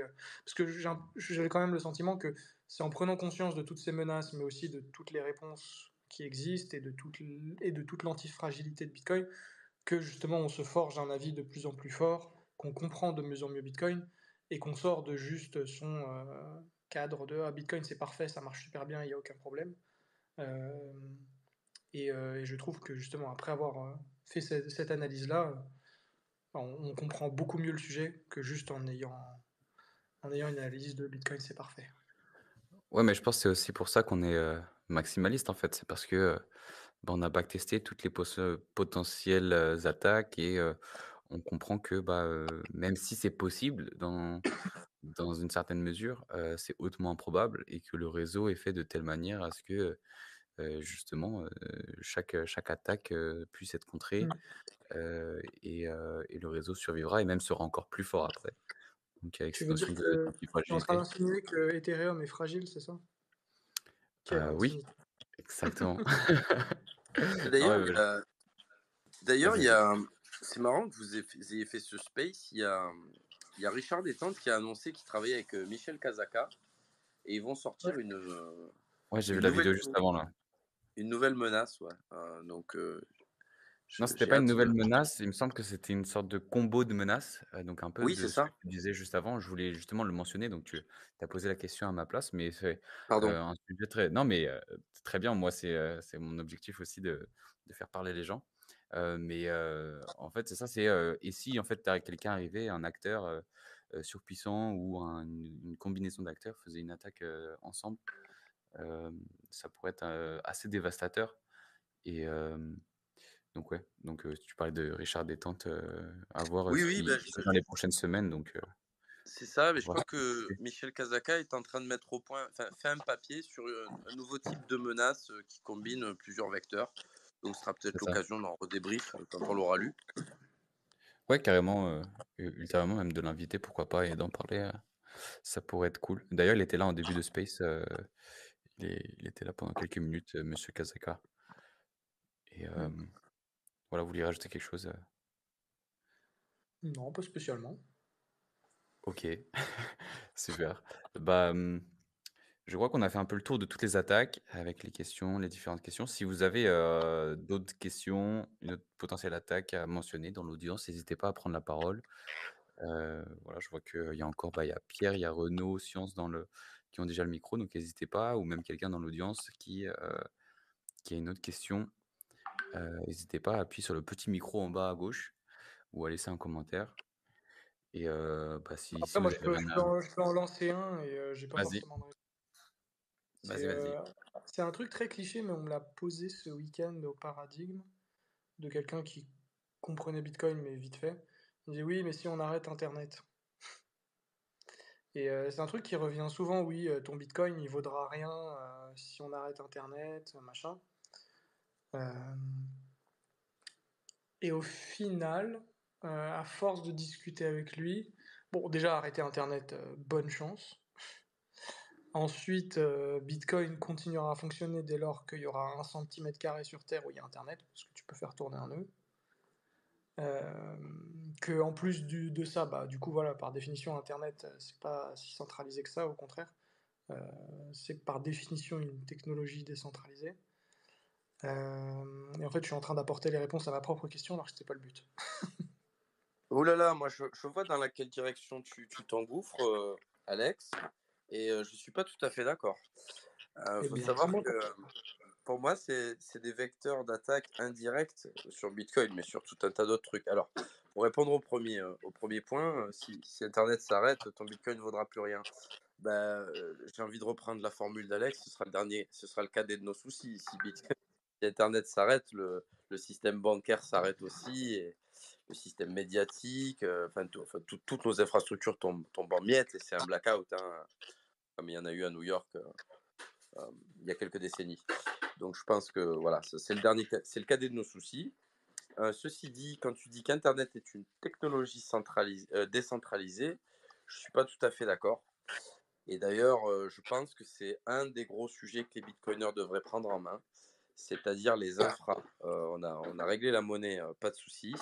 Maintenant, ce protocole, il dépend directement des infras, donc électriques évidemment, mais Internet aussi. Et Internet est sous attaque. Par exemple, le déploiement de la fibre optique n'est pas juste pour vous faire plaisir à regarder des films en streaming, c'est surtout parce que c'est du point à point contrôlé par l'État via l'ARCOM, qui peut être monitoré, KYC, débranché à volonté. Voilà, donc ça c'était mon petit ajout. Après, moi, des recherches que j'ai fait, tu peux aussi utiliser Bitcoin sans Internet. Tu peux utiliser des réseaux mesh pair à pair où chacun va venir se connecter à un autre ordinateur et puis tu refais Internet un peu de ton côté, de la même manière que Tor ou ce genre de choses. Et tu peux aussi utiliser, comme ils le font en Afrique, avec, j'oublie à chaque fois, Machankora. Machankora, où Ouais. ouais, où tu vas te faire des transactions seulement via ton téléphone avec le réseau cellulaire. Et je me dis, en plus, aujourd'hui, avec des technologies même comme Starlink qui font aussi de la concurrence aux autres réseaux, tu peux aussi avoir des moyens de t'en sortir. Voilà. Ouais, Il n'y tout a à pas fait. une solution qui est parfaite, mais cet ensemble de solutions, pour moi, déjà, est assez résistant. Et je pense que ça reste un sujet pertinent dans le sens où vous disiez à juste titre, voilà, tu es coupé du réseau international, tu vas continuer à te faire des transactions pair à pair, etc. Mais on a un problème majeur, c'est du coup, on n'a plus un ledger harmonisé au niveau déjà national et même international. Comment, euh, comment vous imagineriez un Bitcoin qui fonctionnerait sans service Internet voilà, centralisé? Bah, c'est pour ça aussi que Satoshi au début a proposé un bloc de 10 minutes. C'est que 10 minutes, c'est quand même assez long et que tu as pas mal de temps pour harmoniser le réseau. Bien que plus tu diminues la connectivité, plus tu favorises la concentration parce qu'un petit nombre qui serait à côté peut miner plus facilement parce qu'ils peuvent s'envoyer l'information plus rapidement et au fur et à mesure, tu, ouais, tu mettrais en avant une sorte de centralisation, mais Après, je sais pas, en fait, on parle de situations quand même qui sont censées être temporaires. Après, ouais, c'est pour ça. moi, c'est là, on se Ouais. projette pas dans une apocalypse qui dure des décennies. Quelque chose de temporaire, pour moi, voilà, peut se payer au prix d'une centralisation, enfin voilà, dont on vient parler. Après, si ça dure des décennies, j'ai envie de te dire, quelle vie de merde. Oui, il n'y a plus d'intérêt. Mais en tout cas, Sinon, il y a aussi Blockstream hein, qui commercialise, enfin qui distribue une solution de synchronisation de nœuds Bitcoin par satellite, oui. Blockstream Sat. Donc ça reste bon assez expérimental, mais ça existe aussi quoi. Voilà, mais on reste encore sur un schéma de Enfin, moi, ce que je note de vos réponses, c'est il y a toujours le même schéma. C'est-à-dire que si cette menace venait à exécution, déjà, ce serait le cadet de nos soucis. Donc, la game theory ferait que il y a d'autres acteurs qui voudraient qu'Internet revienne très rapidement. Ensuite, il y a la partie. Donc, je me rappelle plus ce que j'allais dire, mais c'est pas grave. En tout cas, oui, voilà, c'est le cadet de nos soucis. Et des solutions, des compromis existent. À chaque fois, c'est un équilibre en fait. Hein, on revient encore là-dessus. Mais bon, je reste, sur mon point. Il est important d'étudier l'infrastructure et comment devenir résilient, en tout cas à titre personnel. Ouais, clairement. J'ai Tu voulais dire quelque chose? Vas-y, vas-y, parce que j'ai deux Ouais, petites choses non, à dire après. c'est juste une remarque, mais en fait, comme Bitcoin s'appuie sur aujourd'hui des fondations dont l'humanité est totalement dépendante, en fait, on ne peut pas se permettre de laisser ces fondations tomber. Ou si elles tombent, bah, comme tu le dis, ce sera le cadet de nos soucis. Et c'est pour ça qu'à chaque fois, on en arrive à cette conclusion. C'est que vraiment, Ouais. Bitcoin, c'est pas quelque chose d'extrêmement complexe qui sort de nulle part, qui est dans son environnement totalement séparé du reste de nos infrastructures. Il est vraiment. Ouais, C'est pour ça que souvent on appelle le protocole de la valeur, c'est qu'il est quasiment aussi bas que le protocole TCP/IP qui permet d'envoyer de l'information entre nos ordinateurs, quoi. Je suis d'accord, c'est une couche. Et encore une fois, ben, à chaque fois, les autres acteurs, ils ont tout autant ou plus à perdre que de faire ce type d'attaque. Et à chaque fois, ben, on va se rediriger plus en attaque vers l'utilisateur. Je le vois parce que, par exemple, il y a des projets de loi, maintenant qu'il y a la fibre, on ne peut plus forquer le cuivre pour se faire son propre réseau comme ils ont fait à Cuba. Et on voit qu'il y a des projets de loi où il va falloir un KYC obligatoire par connexion Internet, qu'elle soit GSM ou câblée, aux États-Unis, et je crois que ça arrive en Europe. Donc en fait, à chaque fois, pour pallier le fait qu'on ne peut pas éteindre Bitcoin, on va essayer d'aller attaquer les utilisateurs. Et c'est le jeu du chat et de la souris, et c'est super compliqué, et je pense que ça n'aboutira jamais ou que temporairement. Ouais. Je crois qu'il y J'ai a Rami qui était monté pour intervenir, sinon. Attends, j'ai quelque chose quelques trucs à dire, après on donne la parole à Rami avec plaisir. Première chose, en fait, je pense que la le statement, la déclaration, en fait, de dire que s'il y a une coupure d'internet, ou si Bitcoin est coupé d'internet, alors il a plus de valeur. Je pense que c'est faux parce que, s'il y a plus d'internet, il est juste inutilisable et donc ça n'impacte pas directement la valeur parce que tout simplement il y a pas d'échange, donc il y a pas de vente, donc le prix ne baisse pas. Et donc ça, on le voit très bien d'ailleurs avec, Solana qui régulièrement a des bugs et pendant 1 ou 2 jours, il est, à l'arrêt et au final, il y a aucun impact sur le prix, même à court terme. Il y a même pas de mouvement. C'est parce que les utilisateurs sont, bah, comment dire? Habitués que le réseau soit à l'arrêt. Mais bon, Après, c'est ça c'est surtout autre parce que chose. les gens n'utilisent pas Solana. Aussi, mais bon, après, les détenteurs de Solana pourraient se dire: «Ah bah, je vais le vendre parce que le réseau, il est à l'arrêt». Même sur des plateformes d'échange, par exemple, ça pourrait s'échanger, alors que, le réseau lui-même est à l'arrêt et pour autant, ça ne fait pas ou peut, bouger la valeur du token. Mais bref et ensuite, ce que je voulais te dire, c'est qu'en fait, cette coupure d'internet, elle pourrait être utilisée pour attaquer le réseau dans son entièreté, c'est-à-dire, bah, on prend, enfin, avec d'autres vecteurs d'attaque, donc si on reprend ce qu'on disait avant, si on a l'exemple d'un minage qui se centralise dans un pays comme les États-Unis où ça a l'air d'être, le pays qui attire le plus de mineurs et que, le gouvernement, des États-Unis choisit de couper internet juste pour les mineurs et que lui derrière, il en profite pendant cette période de bloquer les ordinateurs, d'en produire en même temps sur son côté et d'amasser comme ça un peu tout un enfin plein d'ordinateurs pour essayer d'attaquer. À grande échelle, ça pourrait se faire, au moins à court terme, en one shot comme ça, attaquer Bitcoin en utilisant ce vecteur d'internet ou de l'électricité. Voilà, je sais pas si vous avez quelque chose à répondre à ça? Après, ouais, je trouve que souvent, ce genre de situation, ça fait beaucoup de si, Oui, bien sûr, bien et sûr. souvent pour peu de résultats. Et dans le cas où il y a vraiment un grand résultat, ça serait dans le cas où Bitcoin est devenu vraiment immense. Et dans ce cas-là, j'ai du mal à croire que ça soit possible de réaliser ce type d'attaque. Tu vois, j'ai l'impression que c'est un peu le serpent qui se mord la queue.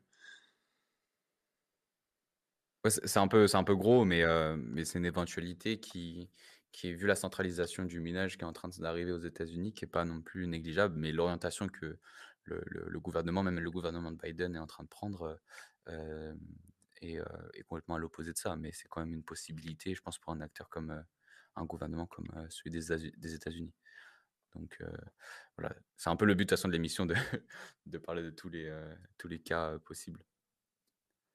Hmm. Et bah, Rami, vas-y, hésite pas à ouvrir ton micro. Hello, Salut, ça va? ça va très bien. Ouais, quoi. Nickel. Moi, je voulais rebondir sur deux, trois trucs. Et si je me trompe quelque part, n'hésitez pas à me le notifier. Des mini-remarques. Déjà, première chose, Solana, hors exchange, il y a quand même pas mal d'utilisateurs, qu'on l'adore ou qu'on le déteste. Voilà. Mais sinon, à part ça, c'est par rapport à Machan Kura. J'étais parti en Afrique du Sud et tout, et bref, j'avais discuté avec les gars, tu vois. Et je l'avais utilisé, super rigolo, c'est sympa. Mais par contre, voilà, comme vous l'expliquiez tout à l'heure, c'est que c'est temporaire, tu vois.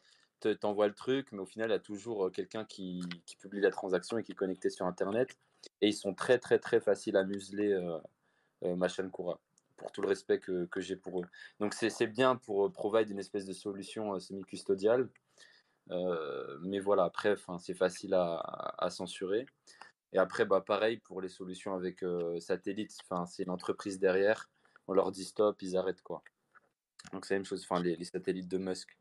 Mais donc c'est ce qu'on disait tout à l'heure, c'est un petit peu, ça reste de la solution temporaire. Et après, je dirais, on va dire vraiment dans un cas de figure un peu extrême, comme vous dites, je pense que c'est peut-être mettre en place, et là, il faudrait demander aux experts réseau de l'auditoire, s'il y en a qui sont là. Mais je pense que c'est facile à mettre en place des espèces de mini-réseaux locaux avec on a un état de la chaîne à une certaine hauteur de bloc. Et en fait, on compte sur le fait que dans ce mini réseau, je sais pas, ça peut être un quartier qui font run un mini internet local, quoi. Donc, il a une espèce de réseau qui est connecté pas du tout au internet qu'on connaît. Et en fait, il compte sur le fait que tout le monde essaie d'être à jour sur la hauteur de bloc et les derniers blocs, et jusqu'à que on trouve d'autres réseaux locaux sur lesquels c'est connecté. Et on commence à mettre des relais, tu vois, entre plusieurs quartiers, plusieurs villages. Et après, tu peux réexpandre comme ça, petit à petit, Bitcoin. Voilà. Moi, je dirais que c'est une des solutions temporaires en cas de vraiment hardcore, vraiment, on va dire, dystopique, en tout cas. Et après, sinon, il y avait un autre point sur lequel je voulais rebondir. C'était ouais, une autre attaque. En vrai, je sais pas si on peut on peut vraiment considérer ça comme une attaque.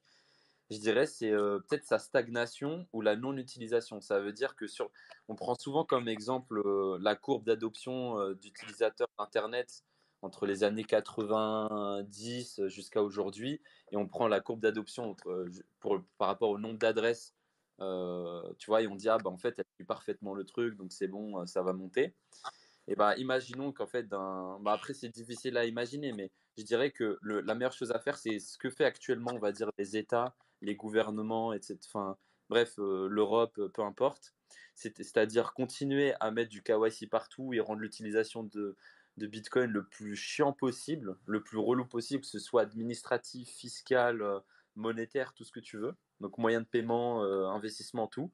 Donc, comme ils le font et comme beaucoup de pays le font en ce moment, il y a toujours un arbitrage géographique. Donc, tu as des pays qui le facilitent au contraire. Et en fait, et à un moment donné, on arrive à une espèce de consentement de la chiantise et faire en sorte qu'on arrive à un certain nombre d'utilisateurs. Et pour avoir plus d'utilisateurs, alors il faudrait en fait que les États, entre guillemets, rendent le truc plus facile, tu vois. Et le marché underground peut moins bien marcher parce que c'est trop relou, télécharger peut-être des APK Android ou des trucs du style, tu vois. Donc, qu'est-ce qui se passe? C'est que, je sais pas, imaginons que dans le monde entier, il y a 3 millions d'utilisateurs daily.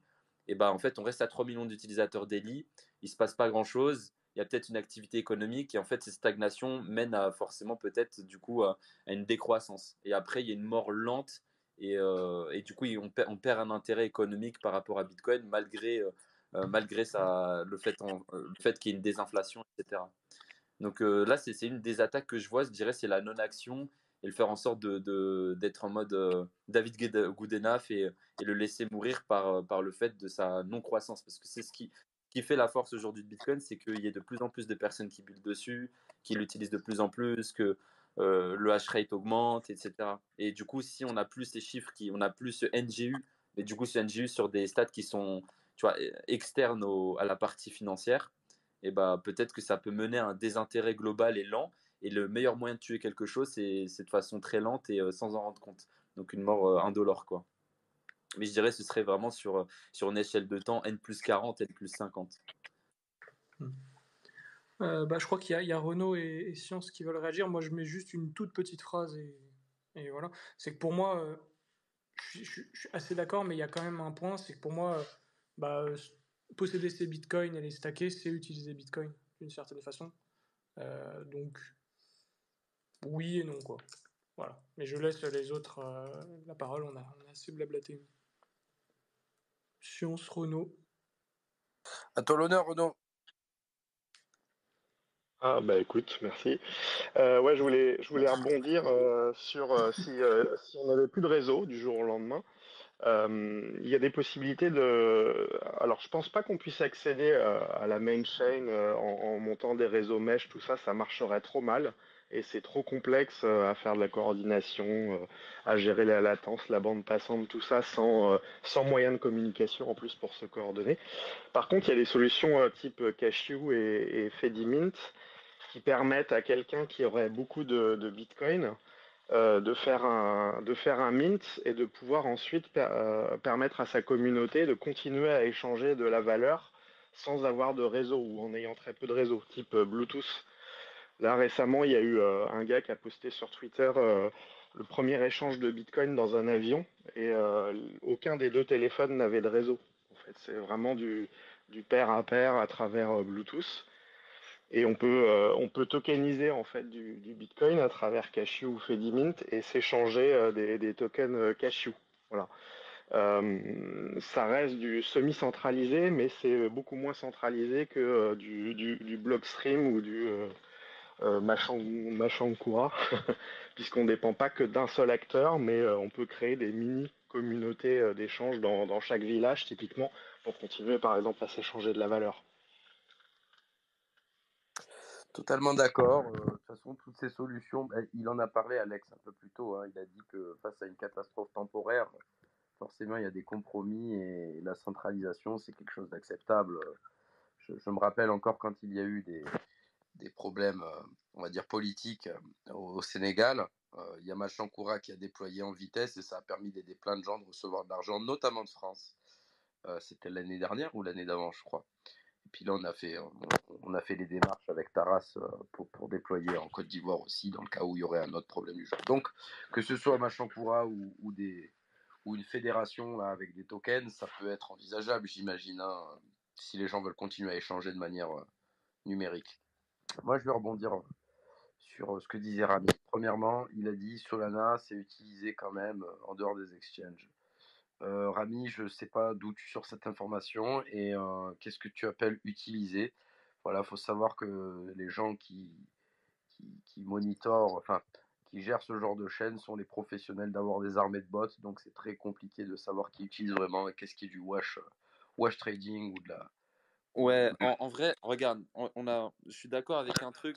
Je suis moi-même Bitcoiner, ok, mais il faut quand même faire preuve d'un pragmatisme. C'est que je côtoie beaucoup plus la shitcoinerie que toi. Donc, en gros, je parle d'un truc, tu sais pourquoi? Parce qu'en fait, Solana aujourd'hui, il y a des frais qui sont extrêmement bas.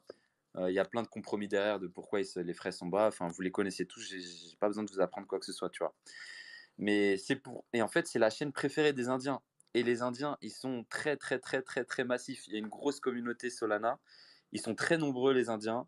Et oui, peut-être qu'ils ont eux aussi des bots, bien sûr. Enfin, c'est comme toutes les chaînes, ils ont tous des bots, comme les frais sont pas chers. Bah, du coup, ça spam énormément. Mais il y a quand même une grosse commu. Quand il y a des compètes, des hackathons, des trucs comme ça, les Indiens sont là massivement quand il s'agit de Solana. Pourquoi? Parce qu'en fait, c'est leur façon, entre guillemets, de make it, tu vois. Ils veulent make it, ils veulent du quick profit, ils veulent ce genre de choses. Et c'est eux, à chaque fois, qu'on appelle souvent les gitseurs, tu vois. Parce qu'ils sont là, au moindre profit, ils revendent, parce que pour eux, faire 10 dollars, 20 dollars, et bah, ça change leur quotidien. Il y a des mecs qui bossent pendant un mois pour gagner 20 dollars, 30 dollars. Donc, c'est la chaîne préférée des Indiens et aussi pas mal des Chinois aussi quand même. Sauf que les Chinois, bah, comme vous savez, c'est interdit. Et bref, pareil, ça change beaucoup leur vie de faire du quick profit. C'est la chaîne la plus dégène. Donc, ils ont envie de faire de l'argent dessus. Et donc, les frais, ils sont pas chers. Donc, ça empiète pas sur leur portefeuille. Parce que s'ils vont sur d'autres chaînes, genre Bitcoin ou autre, bah, rien que de faire une seule transaction, ça leur coûte la moitié de leur salaire, tu vois. On va peut-être, Voilà pourquoi ouais, juste en clôture sur Solana, c'est un sujet très intéressant, mais je pense que l'argument de science, c'est de dire comment dire, je vois que peut-être c'est juste il y a eu un petit bug peut-être. Non? Non, on OK, t'entend bien. OK. Non, mais je pense que l'argument de science, c'était de dire que même s'il y a, une utilisation là, à l'instant T, la qualité du réseau fait que, ça durera sûrement pas des années comme Bitcoin et que l'utilisation n'est que temporaire ou un peu inutile et que c'est du vent un peu pour rien du tout. Ah, c'est un autre sujet, ça Ouais, encore. ouais, c'est un autre C'est un sujet, autre sujet. on pourra, l'aborder une autre fois. On en a déjà, abord enfin, on l'a déjà abordé, je pense, rapidement avec, How to Bitcoin justement dans le dernier épisode, enfin d'il y a quelques semaines déjà. Mais voilà, et Science, parce que là mon Twitter a buggé, donc je sais pas si Science est encore là? Non, Science, il est passé C'est en là, listener il et arrive. il est OK, là, c'est bon. voilà. Allô? Ouais, Science, du coup, je sais plus où tu en étais, dans ton Non, non, mais ouais? ouais, je parle. Après, c'est vrai que Rami, tu as parlé de faire des réseaux mesh, tout ça, voilà, je pense que c'est le genre de choses qu'on devrait s'amuser à s'intéresser en tant que communauté, que ce soit ce qu'a dit Renaud par rapport au cachou de Dr Calais ou bien les fédérations, tout ça. C'est vraiment des trucs qu'il ne faut pas laisser de côté et s'y intéresser parce que on l'a déjà vu de nos yeux là, ces dernières années. Dans une situation d'urgence ou même de coercition du gouvernement, ça peut servir et ça peut continuer à maintenir le réseau vivant. D'ailleurs, il y a en parlant des solutions, enfin qui permettent d'utiliser Bitcoin, sans être connecté, je viens de mettre d'épingler un lien, vers un nouveau protocole qui a été, pensé, qui fonctionne, qui s'appelle, Hedgehog, qui fonctionne vaguement comme, Lightning, le Lightning Network, mais qui permet en fait à un des 2 paires d'être déconnecté et donc de pas être en ligne et donc ça peut être aussi une des solutions, à expérimenter. Ouais, c'est Super Testnet qui a sorti ça. C'est Ouais. encore super early, hein. Ouais, c'est, enfin, il a juste fait une démonstration sur un testnet, il y a quelques semaines, voire quelques mois, mais c'est intéressant à, à expérimenter et donc ça pourrait permettre, pas mal de cas d'utilisation et notamment, envoyer de l'argent à quelqu'un qui est pas, Asynchrone. voilà, asynchrone, qui est pas connecté, Asynchrone. qui a pas besoin Euh, d'avoir son nœud et Le cetera. dernier point, c'était Rami qui disait que le réseau Vivote, je sais pas quoi, avec 3 millions par jour. En fait, il y a quelque chose qu'il faut bien différencier, c'est le prix de Bitcoin et sa valeur. Peu importe si y a que 3 millions d'utilisateurs et que ça vivote, comme tu dis, c'est que peut-être que s'il y aura plein de gens qui perdront de l'attrait et que le prix descendra, ça n'en change pas moins sa valeur. Le fait que tu puisses faire circuler de la monnaie numérique de manière incensurable et ouvert à tous. Donc ça changera jamais. Et ce qui va changer, ça va peut-être être que la difficulté de minage par rapport aux frais, ce sera beaucoup trop élevé. Du coup, naturellement, on va avoir moins de mineurs, mais ça n'en restera pas moins sécurisé. Oui, parce que de toute façon, on a dépassé un threshold là-dessus, je suis d'accord. Mais ce que je disais, c'était, là, quand je parle de mort lente, c'est que ça se fait vraiment sur un temps extrêmement long. Donc, tu descends énormément sur. Enfin, il y a beaucoup de mineurs tu vois, tu auras de moins en moins de gens qui vont l'utiliser. Moi, je dis, c'est vraiment. J'ai pas dit que ça va arriver, mais je dis potentiellement, peut-être c'est un truc qui peut arriver, j'en sais rien, tu vois. Vraiment, j'ai aucun avis là-dessus. Et Je donc, pense que c'est à comment cause ça se de Solana. présenterait? C'est à cause de Solana, sûrement. Non, mais ta gueule. Ouais. Mais du coup, bref, en gros, tu aurais de moins en moins de mineurs, tu aurais de moins en moins de personnes qui vont faire des transactions. Vu qu'il y a moins de transactions, il y a moins de fees. Tu as de moins en moins de personnes qui ont envie de faire tourner des nœuds parce qu'ils voient plus trop l'intérêt. Ils n'utilisent pas trop Bitcoin parce que c'est un peu chiant. Et du coup, peut-être pas de génération en génération, c'est trop long, mais je dirais, en fait, la plupart des gens ont peut-être des Bitcoins, ils ont leur clé privée, super cool, tu vois, tout est safe. Mais sauf qu'il y a de moins en moins d'activité et ça meurt doucement. Hormis le prix, en fait, à un moment donné, tu vois, il y aura même plus de prix. Il y aura un prix, mais tu vois, il fluctue même pas. Je sais pas Moi, si tu vois ce que je veux dire. je Un pense peu que comme un shitcoin. tant qu'il y aura du fiat et un système bancaire et de la coercition de l'État, Bitcoin existera. C'est mathématique. Si Bitcoin n'existe plus, ça veut dire qu'on n'a plus de soucis, qu'on est revenu à un système économique et financier sain. Donc on gagne dans les deux cas. Ouais, je suis assez d'accord parce c'est un contre-pouvoir le fait d'avoir Bitcoin. Après, voilà, je sais pas dans quel cas de figure, je sais pas si c'est que ce cas de figure-là où ça pourrait arriver le scénario que je te cite. Bah, disons que de toute façon, regarde, je te le mets sous un autre angle. À partir du moment où on va aller avec les CBDC, etc., il va y avoir des gens qui vont chercher à faire des transactions en étant libres, que ce soit du black ou du grey market. Et à partir du moment où les gens veulent échanger de la valeur sur Internet en étant libre, Bitcoin continuera d'exister. Voilà. Après, le scénario où en fait on est tous libres et on a tous trouvé une meilleure solution doit exister dans le multivers. Dans ce cas, Bitcoin n'existera pas, mais potentiellement, on n'aura pas les problèmes duquel Bitcoin nous protège. Ouais. Lesquels? On va avancer un petit peu. Il se fait tard. Il y a Clément qui avait une question, enfin qui a levé la main. N'hésite pas. Ouais, merci. Moi, je voulais réagir sur ce que disaient Renaud et Science par rapport au risque d'une coupure d'accès Internet et des solutions qui existent. Moi, après, il y a peut-être la conférence qui doit continuer à avancer, mais moi, le souci que je vois avec ces solutions, c'est que finalement, c'est des fixes qui sont un peu temporaires. Il y a un moment donné besoin de se resynchroniser avec la chaîne principale. Et j'ai l'impression que tant qu'il y a du minage qui doit être fait, tant que tous les blocs sont pas minés, on peut pas avoir de vraies solutions pérennes sans avoir un réseau centralisé à un moment donné. Alors, je connais pas les solutions techniques qui sont employées, mais c'est vrai que un scénario où on a une coupure d'internet ou vraiment une segmentation d'internet, c'est quelque chose qui est vraiment dangereux pour l'écosystème Bitcoin, à mes yeux en tout cas. Je sais pas si Renaud ou Science veulent rebondir là-dessus, mais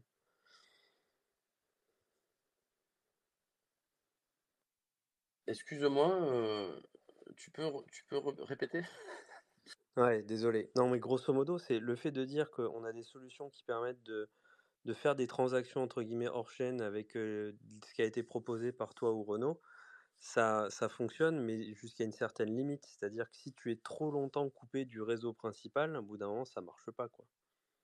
Tu Ah bah disons que, vraiment disons, besoin à un moment donné de pouvoir récupérer l'accès à la blockchain principale. Et si oui, celle-ci est oui, segmentée, si tu as des mineurs d'un côté et des mineurs de l'autre, finalement, tu n'as plus un Internet, mais tu as des réseaux qui se retrouvent segmentés, là, tu as un vrai risque et tu as un vrai problème. oui, t'as un risque d'avoir plusieurs ledgers au final. Mais Et ouais, ceci dit, voilà, je reviens à ce que disait, je sais plus, je crois que c'est Rami. Je pense que le scénario le plus plausible, ce serait qu'il y ait des gens qui arrivent quand même à avoir une connexion Internet euh, en mentant. Enfin, je vais prendre un exemple très simple et très concret. Les armes sont interdites en France. Mais ça n'empêche pas des gens d'avoir des armes. Voilà. Donc il est très possible que des gens aient des accès en ayant un KYC, tout ça, et fassent tourner un nœud et après le propage pour d'autres, voire ceux qui ont de la stack et qui font une fédération, par exemple, pour que les gens puissent l'utiliser hors ligne. Je sais pas, hein, je suis pas devin, je sais pas si ça se passera un jour et si ça se passera comme ça, mais pour moi le plus plausible, c'est qu'il y ait des relais, il y ait quelques relais qui fassent en sorte de se synchroniser avec l'extérieur, quoi. C'est ce qui devrait se passer, a priori. Ouais, je suis plutôt d'accord. Je sais pas si Renaud il avait la main levée, mais c'est peut-être un bug d'affichage. Sinon, enfin c'est pas un bug. N'hésite pas à prendre la parole. Et D'ailleurs, ne me posez pas des questions, moi j'ai 80 de QI hein, sur des trucs techniques, c'est Renault hein, qu'il faut. bah si non, mais vas-y. après, ouais, je pense que c'est quand même un scénario de menace qu'il faut envisager. Après, ce qui est sûr, c'est que j'imagine qu'on pourra imaginer des solutions complètement hors chaîne dès l'instant où on aura fini de miner l'ensemble des bitcoins. Mais aujourd'hui, c'est pas le cas. Donc, il y a un challenge technique qui se pose et un risque. Mais après, comme disait Science, il y a toujours une manière d'accéder au réseau, quelle qu'elle soit. Parce qu'il y a quand même des pays où une censure est forte et les gens arrivent quand même à accéder à certaines choses. Mais ça réduit l'accès aux médias ou à ce qui est au réseau, quoi. Ouais, Mais après ouais. ça tourne un peu avec ce qu'on disait au début, c'est que quoi qu'il arrive, si légalement c'est plus autorisé, ça se fera sur le black market. Vas-y, How to Bitcoin. Ouais, après je suis arrivé en cours de route, je suis Ouais, non, pas désolé, de souci. Non, je voulais juste revenir sur une remarque qu'a fait Clément. Il a dit à un moment que une fois qu'on aura miné tous les bitcoins, on n'aura peut-être plus besoin des mineurs, mais on aura toujours besoin de leur travail pour valider des nouveaux blocs. C'est juste revenir là-dessus, s'il y avait une incompréhension. Oui, non, je pense qu'il disait qu'en soi, si les transactions sont confirmées, indépendamment, enfin, il y aura pas forcément de problème en soi pour la santé du réseau, alors que si, enfin, il y en aura un forcément. Mais je pense que ce qu'il voulait dire, c'est que justement Parce qu'on a toujours besoin d'un consensus à un moment donné. ouais, mais en fait, ce qu'il voulait dire, je pense, c'est Il faut que que s'il y a tous soient plusieurs d'accord. chaînes, potentiellement, il y a plus de bitcoins qui vont être créés et donc ça touche la santé du réseau directement. Donc, je pense que c'est plus sur ça qu'il voulait mettre l'accent. Je sais pas là. Mais, voilà, ça fait déjà presque 2 heures qu'on est en live, les amis. Donc je pense on va bientôt clôturer. Si jamais, vous voulez rajouter quelque chose, How to Bitcoin, n'hésitez pas. Bah, qu'il y a une interview discussion avec Renaud qui arrive. Très très très intéressante. Et c'est pas du teasing dans le vent que je veux faire. C'est vraiment un sujet qui est abordé nulle part. Sur la sécurité des hardware wallets. Et vraiment leur fonctionnement, vraiment comment ça se passe dedans, mais de façon très compréhensible par tout le monde. Donc voilà, je vous invite à nous suivre pour la voir. Elle arrivera d'ici 2 mois. Et du coup, voilà, je profite que Renaud soit là pour la mettre en avant parce que c'était vraiment une top discussion. Et moi, j'ai appris plein de choses en la faisant. Et je pense que je ne serai pas le seul à apprendre des choses. Ouais, et pour ceux d'ailleurs Voilà, c'était là. Pour ceux d'ailleurs que ça intéresse l'hygiène numérique, il y a d'ailleurs une formation à laquelle Renaud a participé disponible sur planb.network.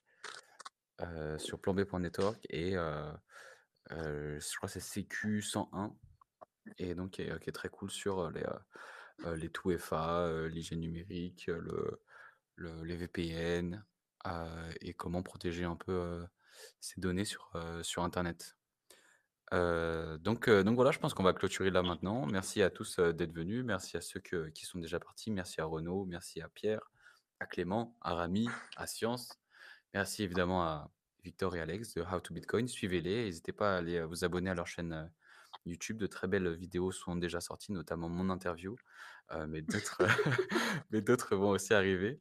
Et celle de Renaud, bien sûr. On va finir par la virer, cette interview.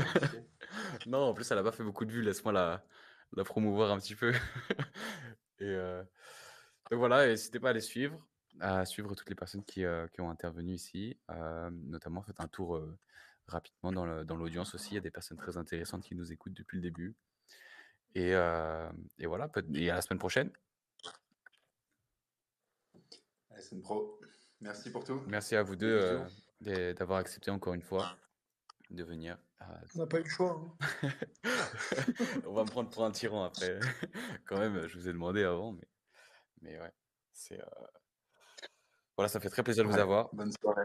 Bonne soirée. Je vous mets le lien de la vidéo de Marius pour qu'il arrête de forcer. Voilà. Allez, bonne soirée. Merci. Enfin, un peu de visibilité.